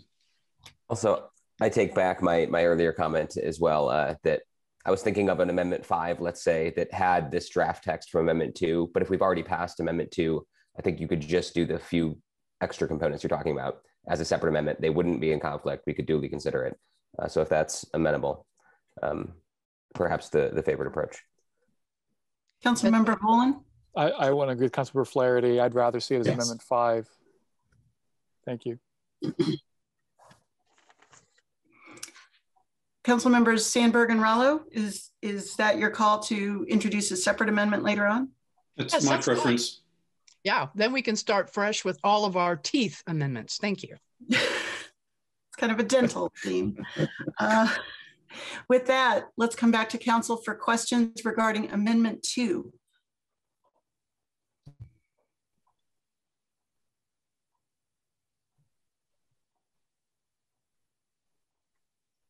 Seeing none. Is there comment? Is there a final comment on? Yes, Ms. Lacey? Excuse me. Shall I time council? I believe this part of the discussion is to be timed with 3 minutes per council member. Do you want me to run the timer, or do you plan to? We trust you. Would you do that? So, okay. I'm used to looking for your hands. All right, I will do it. Thank 4 minutes, you. Please. Mr. Volan? We had 4 minutes for the previous one. I would like to continue with 4 minutes, please. Are there any objections to 4 minutes? Council Member Rollo, then Flaherty. I was just going to say that was, no, go ahead, Mr. Matt. I think something of a mistake and sort of implemented on the fly via unanimous consent in the interest of fairness after one member had spoken. The structure of debate we did set was 3 minutes per council member, which of course could be extended, by a 2/3 vote. But again, if no one is opposed to 4 minutes, we could do that. If there are some oppositions, we should take a vote on it. I would prefer 3 minutes. The 4 minutes was in an effort to be fairness, but it was intended to be 3 minutes all along. So I would object to that. Are there any further objections to 4 minutes? Yes, Councilmember Piedmont Smith. Yeah, I think we should go to 3 minutes as was agreed upon at the beginning of this meeting, yesterday. And I would agree with that characterization as well. Ms. Lacey, could you time us at 3 minutes, please, then? Yes. And we are now in final comment on Amendment 2. Councilmember Rollo and then Councilmember Sims. Thank you, and thanks to the sponsors for bringing this. I will support Amendment 2 because it is incrementally better than permitted use for plexus. And that was the outcome of the council's vote last evening. So we do have the reality of plexus, and therefore I think that that this is, as I said, incrementally better. That said, the outcome of a request for converting a home to a duplex is very likely the same. All requests that meet code are granted. And that is the historical record, as was described by Chris Sturbaum. You know, I'm vehemently opposed to duplexes throughout R1, R2, and R3 districts, whether by right or conditional use, but presented with a choice between conditional use and permitted, conditional is incrementally better. It makes a little difference in the outcome, and so I will support it. Thanks. Thank you. Councilmember Sims. Thank you very, very much. And I know as one of the sponsors, generally they want to reserve to go last, but since there's two of us, I'll reserve that for my colleague. I do have a rhetorical statement that I think the majority will agree with. We have a housing crisis in Bloomington. I ask my colleagues to support Amendment 2. The reason being, I believe this is more of a middle ground position between the elimination of duplexes and the by right permitted use. Earlier, we had a public commenter that basically said, well, let's talk about ADUs and the BZA, and there's been no denials. And that may be true, but I think it wasn't clear. I think that was said to maybe insinuate that there would never, ever be any denials with duplexes. I would just want to clear that up in particular. Almost 4 years ago when we approved ADUs, as of now, there's only been about 20 that have been requested to be built. And I'm sorry, to be permitted to be considered. And about half of them are either built or under construction. So I just wanted to clear that portion out there.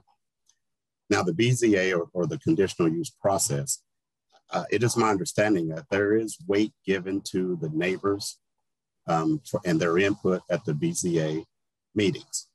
This is another layer of scrutiny with a thorough vetting process, including the pre-submittal meeting. It is my understanding that the proximity neighbors, their input is fully considered according to codified criteria and appropriateness. This zoning legislation, and specifically more Amendment 2, isn't about affordable housing. As you know, the city has, and as council, we've approved many other projects in order to try to meet that need. But this is rather about making housing more affordable by adding diversity of housing to our housing inventory of all types. So thank you for your support. Thank you. Mr. Volan, Councilmember Volan, did I see your hand up or did I just imagine that? No, not yet. Okay. Councilmember Sandberg. Thank you. Well, of course, as you know, I was sorely disappointed that Amendment 1 failed last night. And so conditional use for plexes in R1, R2, R3 is definitely, as Councilmember Rallo has already said, a better option than by right. So I will support it. But as I've already signaled, we do have some teeth amendments coming up. One of them is going to be a buffer and cap amendment. Another one is we're actually going to take a stab at an affordable amendment. It might be like Don Quixote tilting at those windmills, but by golly, we're going to give it a shot. And then the one that I just referred to that we kind of had in the works was the one that puts some more conditional teeth in assisting the neighborhoods in some of their biggest concerns about overcrowding, over occupancy, and the issues that that may cause with traffic congestions and parking, and perhaps even some safety. So we'll do a little more work with that one. We got it started today. We almost finished it, but we'll have that ready and may even consider a few more just to make sure the conditional use does deal with the excesses and the free market concerns that this deregulation might pose for the neighbors who have been so articulate and so respectful as they have come forward and asked us to please consider their interests as a public interest, as opposed to allowing the free market to determine our housing planning for us. So again, I will support this amendment tonight, but with the understanding that we hope to provide a lot more guidance and a lot more protections for our precious and valuable single-family homes and our neighborhoods. Thank you. Thank you. Additional comment?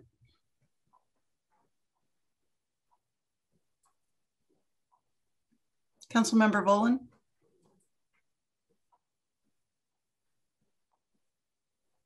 I want to address three things. First, parking and traffic. Some of the most substantive concerns about plexes have been about traffic increases and so-called parking problems. I challenge anyone to name a street in town so small that the addition of a 1, 2, or even or 3 people on that block will create a hardship. There may be a couple of blocks in Prospect Hill. I don't know of any others. The way to solve car problems, so-called car problems, parking problems, is a neighborhood parking zone. We created them in 1992 to address students driving to campus in single family and in neighborhoods, period. But they can be used for other things. They can be used to control traffic that's going to the corner of Hillside and Henderson, and they can be used to control the influx of population. Preventing car storage is what the neighborhood parking zones were designed to control. No one has a right to expect parking that's both free and convenient, especially if everyone else around them expects the same thing. No one has a right to on-street parking. It's the public right-of-way. One person's daily commuter car parking space is another person's caregiver car parking space, is another child's playground. Stringent conditions, as people have been saying, need to be added. Start there with neighborhood parking zones, but those go in a different part of city code, one that isn't and shouldn't be governed by the Plan Commission. Secondly, I don't think that those who declare that our infrastructure can't handle 20 or even 200 duplexes a year are being logical. Whole apartment blocks have gone up and somehow passed muster with CBU. At least now, these days, we charge the right amount for hooking onto the water and sewer system. We charge by the unit. The city used to charge by the building. Imagine a Smallwood having to pay the same hook-on fee as a single-family house. It may be a valid concern that the whole number of units approved may be putting pressure on the system as a whole, but to say that the city's infrastructure is unprepared for duplexes is incorrect. Just because you don't see the hard work of the Public Works Department or the Utilities Department or the Planning Department doesn't mean that the several hundred people who are working in those departments aren't in fact anticipating exactly these concerns every day. Finally, I want to address an assertion that there are unrestrained numbers of students coming into core neighborhoods. Anyone who believes that your quarrel is with IU, which has grown its student bodies present in town and not online by an average of about 400 a year since 1970. Even if elections are only every 4 years, this city is far more answerable to the public than the university is or ever has been. It is the university's unwillingness to control their enrollment that undergirds this entire debate. Will we ever see the same passion from those who oppose plexes taken to meetings of the IU Board of Trustees? Have the trustees ever heard, even once? Councilmember Rowland, can you finish up your comments? I'm almost done. An objection to the lack of a voluntary enrollment cap. Those are the thoughts I have time for. Thank you. Thank you. Additional comments, Councilmember Smith. Thank you. I'm sorry to not have been able to pull everybody together and get us to vote for Amendment 1. A lot of public, sent in notes and thanked us all for our advocacy on that. Conditional is definitely incrementally the next step. And okay, so that's what we have. We have a housing crisis, so we're responding to it. We also have an affordability crisis, without a doubt. And this is an opportunity for us to address both these issues. But in an unregulated sense, that really doesn't work. So we need controls on what we're doing. We don't want to just throw it out to the free market, because people have warned us, and we can see if we read what has happened in other municipalities, it's not turned out well and the prices have gone up. We don't want that. We want people, a diverse group of people, to be able to have affordable housing, be it rentals, be it ownership. So let's do that. And I know there's some amendments coming forward that I think will address that. I also want to say, if this is only part of our toolbox, I want to repeat, the city has $23 million from rescue funds. Let's spend some of that on helping people own homes or subsidize apartments for people. Come on, it's a whole set of things we can do. And so that's pretty much what I wanted to say. I know this is complicated, and I respect every one of my colleagues and the city staff and everybody. I know that this is hard, and we're doing the best job we can. Thank you very much. Thank you. Additional comment?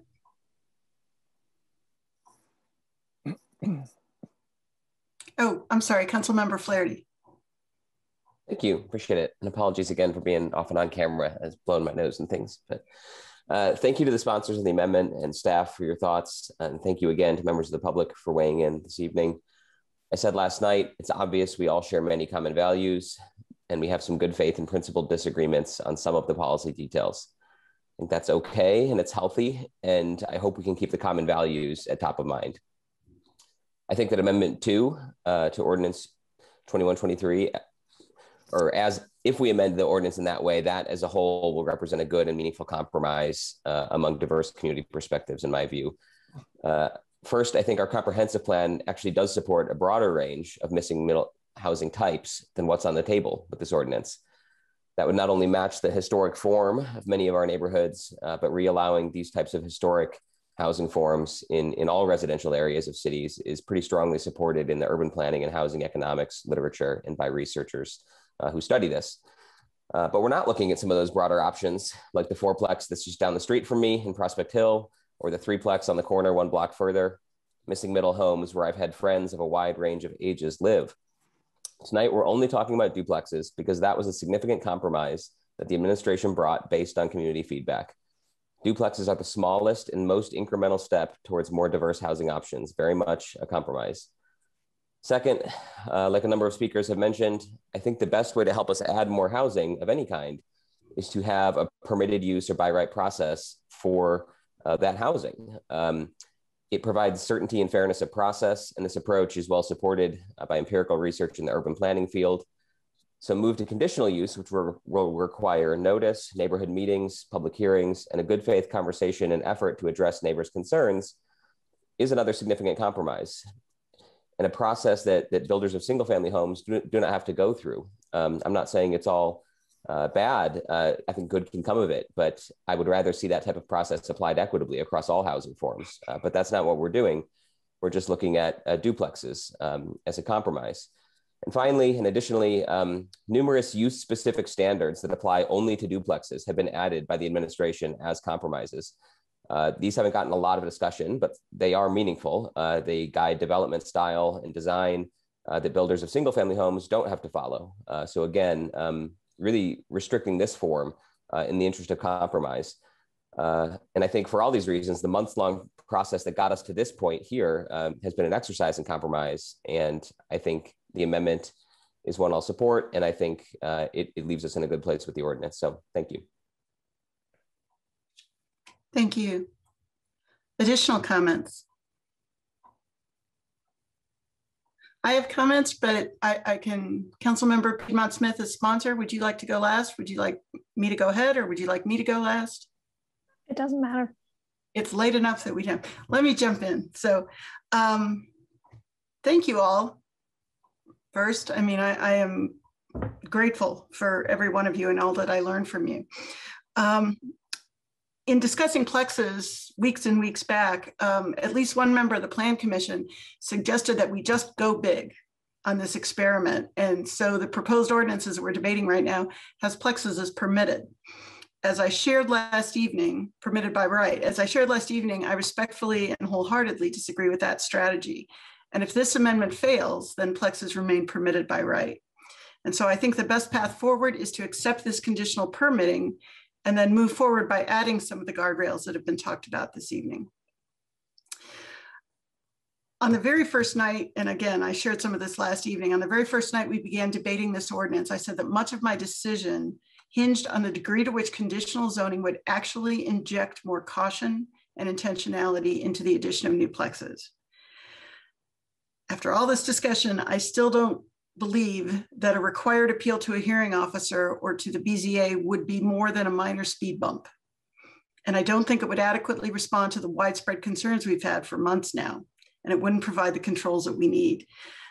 I would encourage planning and transportation staff to actively, and perhaps you already do this and I just don't know about it, but to actively track the number of inquiries and pre-petition conversations that you have, and to make that available to council and to other decision makers so we can honestly assess the conditional process and figure out if it actually makes a difference and provides the protection that we'd like to think it does. In this process, we have no guarantees. Just as we have no guarantees that outside developers will be the ones swarming in, we also have no guarantees that plexes will actually move the needle on affordable housing. We've heard that we'll, quote, keep an eye on close eye on plexes that come in. Of course, I hope that our planning department does so. And I'm confident that most, if not all of my colleagues will do the same. That said, I remember several nights ago, Ms. Ann Birch with the League of Women Voters observed that changes to the UDO don't come quickly. If approving plexes does take our neighborhoods in a direction we don't want, I don't think this group, I don't think council can move quickly to reverse it. My colleagues and I think in general are very thoughtful and very conscientious, and we're not necessarily a body that turns on a dime. And so I'm very much looking forward to the conversations to come with additional amendments. I'd also like to explore tax abatements and other incentives that would promote owner occupancy and affordability. It's also my hope that we have a very robust discussion around caps on the number of duplexes as well. And I thank everyone, particularly members of the public, for your thoughtful ideas and feedback. So that's it, thanks. And then Council Member Piedmont Smith, did you want to finish us up? Yes, thank you. We need more housing in Bloomington. That is clear.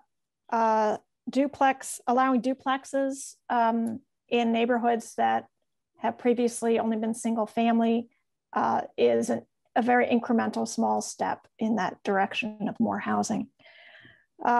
Ordinance 2123, even without this amendment, has a reporting requirement. I don't know if people are aware of that requirement to report every 6 months. And actually the council can move quickly when necessary. We have done that. We reduced the height requirements downtown a couple of years ago within a month of the Plan Commission hearing the issue. We are doing a lot of other things for affordable housing. The Hamilton administration, I've had my differences with Mayor Hamilton, but he has done a heck of a lot with support of council and others to create more affordable housing units. And in the hospital site, we can expect to see more. Let me just clarify something. In this amendment, it would be required to go before the Board of Zoning Appeals. For always until we change it. So it's not temporary. It's not either BZA or hearing officer, it's BZA. So I think that in this way, the public can keep an eye on what's happening with duplexes, neighbors can have an input, and the conditional use restrictions have they have in them adequate public services and facilities shall exist. The proposed development shall not cause significant adverse impacts. Petitioner shall make a good faith effort to address concerns. These are things the BZA looks at. As far as infrastructure, I think Councilmember Volan made some good points there. I just want to emphasize that the maximum footprint of houses in residential districts will be the same, whether that house is single family or duplex. So it's not like we're paving over more area to create more flooding. I do bring this amendment with a bit of reticence because I think it will make it more difficult for local small developers or homeowners to create a duplex, especially in this environment where it's become such a divisive issue. So I'm just bringing it in the spirit of compromise. I genuinely think it is a compromise, and I hope that you all can support it. Thank you. Thank you. So I received a message in chat, I think I saw, from Councilmember Rosenbarger asking to make a comment. Sorry, yeah, I just didn't want to go out of turn. So I didn't know if it was too late, it's okay if it is. So I don't mind. Please, go ahead. Okay, sorry. I just didn't put my hand up in time, and I know there was just maybe one public comment kind of addressed to me, so I wanted to just speak to that. Okay, so just quickly, thanks again to everyone. Thank you to the sponsors and the discussion tonight. I would say I just always appreciate it, and I learned some things, some new ideas. I think it's been very useful. I plan to support this amendment. I think as most people know, I do support by right plexes as well as other plexes in neighborhoods. I know there are many fears and worries around by right plexes, and I think those can be stifled by use-specific standards. But that being said, I think this is a good compromise. I mean, hearing from so many people, right, and just knowing that people are really worried, I think this incremental step is the way to go right now, and I feel good about that. It makes, I guess I would say it makes my heart happy that reallowing this one type of housing could give many, many people an opportunity to live in the neighborhoods where they want to live. So families, young professionals, and seniors aging in place. As many folks addressed tonight, I agree that I think this is just one tool to, address the climate crisis, social equity, and affordability. I think there's a lot more in our toolbox that we hopefully can and will implement over time. There's no silver bullet here. There were a lot of folks that sort of said this doesn't change affordability. And I just, the building of a new duplex is going to be expensive. I would say I have to agree with that. But what I would say is we have to compare apples to apples there. So building a new single family home is going to be a lot more expensive than building a new duplex. And then renting a a single family home, like in my neighborhood, Prospect Hill, is a lot more expensive than renting one side of a duplex. I mean, I have friends in my neighborhood in their 30s who are renting a side of a duplex for about $500. I guess I've said this before. If I rented my house, I think it would be about $1,600. And that's pretty ridiculous for somebody to pay. So I am going to support this. I think it is a step in the right direction, like I said, for social equity, the climate crisis, and affordability. So thank you so much for this discussion tonight, and looking forward to tomorrow. Thank you. And I just wanted to give the sponsors one final opportunity to close us out, if you like. Councilmember Piedmont Smith or Sims? Seeing not. No. With that, we are ready to go to a vote, it sounds like. Okay. Will the clerk, I see no clerk popping up. I'm here. Oh, thank you. Okay. Will you please call the roll? Yes, Councilmember Rallo. Yes. Folin. Yes. Rosenbarger. Yes. Scangalori. Yes. Sims. Yes. Flaherty. Yes. Piedmont Smith. Yes. Smith. Yes. And Sandberg. Yes. Okay. Amendment 2 passes 9-0. Thank you, everyone. With that, I happily hand the gavel back to President Sims.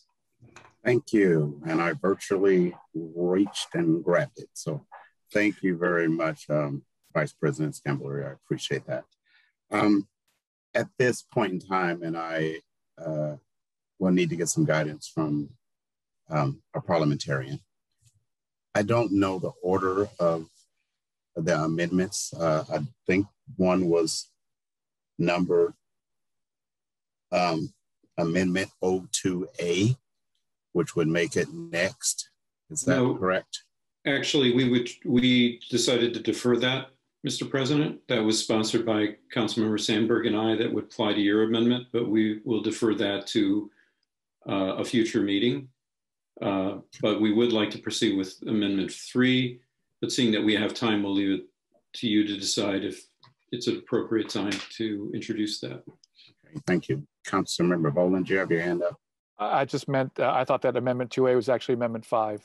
So I just assumed it was going to be introduced in that order. Thank you. Well, thank you. That was what I was trying to clarify.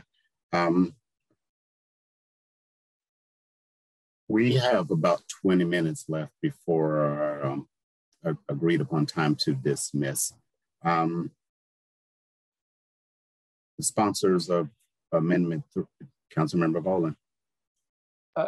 Well, I didn't want to interrupt you. I'm sorry. I wanted to just ask, because the amendments that Councilmember Sandberg and Rallo are proposing are not quite as broad or weighty as the two we've handled in the past 2 nights.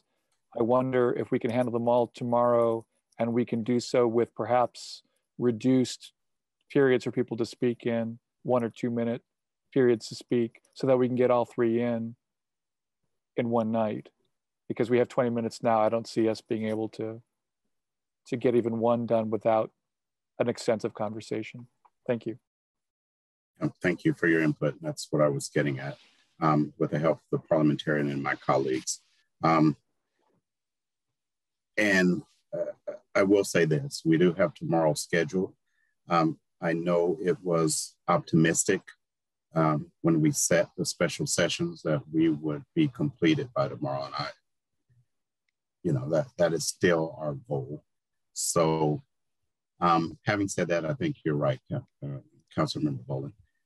So having said that, if there's no objection to recess until 6:30 tomorrow, Councilmember Boland. Well, my only concern is because we're recessing the meeting, we made initial decisions about how much time we were going to devote to every component of hearing an amendment. Should we make a decision now or the beginning of the resumed meeting tomorrow about how we're going to proceed, since we have a few minutes to make that decision? You mean with regard to amount of time per comment and all those things? Well, how much time per amendment? I mean, we all recognize we only have so much time, and we need to put some kind of further limit, I believe, in order to get through all three. I would like to hear what the sponsors think. Thank you. Councilmember Sandberg. Yes, we will be, presenting our amendments with great dispatch, and we'll make sure we're concise. We can explain it in layman's terms, but I am very strongly opposed to limiting public time. They've had 3 minutes, and I think we need to continue that practice. It is so critical to regain the trust of this community, to make sure they all have a forum to speak. So that I would be against. And I'm also asking the question, what's our rush? I mean, we know that we need to get this finished before we recess, but we've got 90 days. I would say let's add another meeting if we need to, if there is, if we do go over, or maybe other people have other amendments to present by the time we get to tomorrow. But that's my opinion. Happy to defer to others. To your colleagues that, in particular myself, will oversee the calendar. That was the whole purpose of the special sessions. But we have tried to format it in such a way that if it has to extend beyond tomorrow, there might be, or there should be time to complete it at that time. That's the plan. I was hoping we didn't need to, but there is a little wiggle room, for lack of a better term. But I would like to come to a conclusion with this soon. And after this amendment, obviously we have, ordinance, we have 2124 coming, which won't be near like 2123. I have an idea.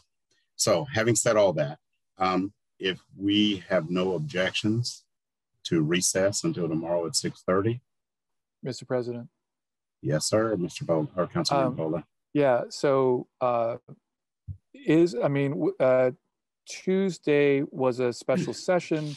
I mean, was this a continuation of the special session? Okay, so yeah, then I understand it. Okay, thank you. I have no objection. No, thank you. You know, we had our regular session at right. I remember that now. Okay. Yeah, thank you.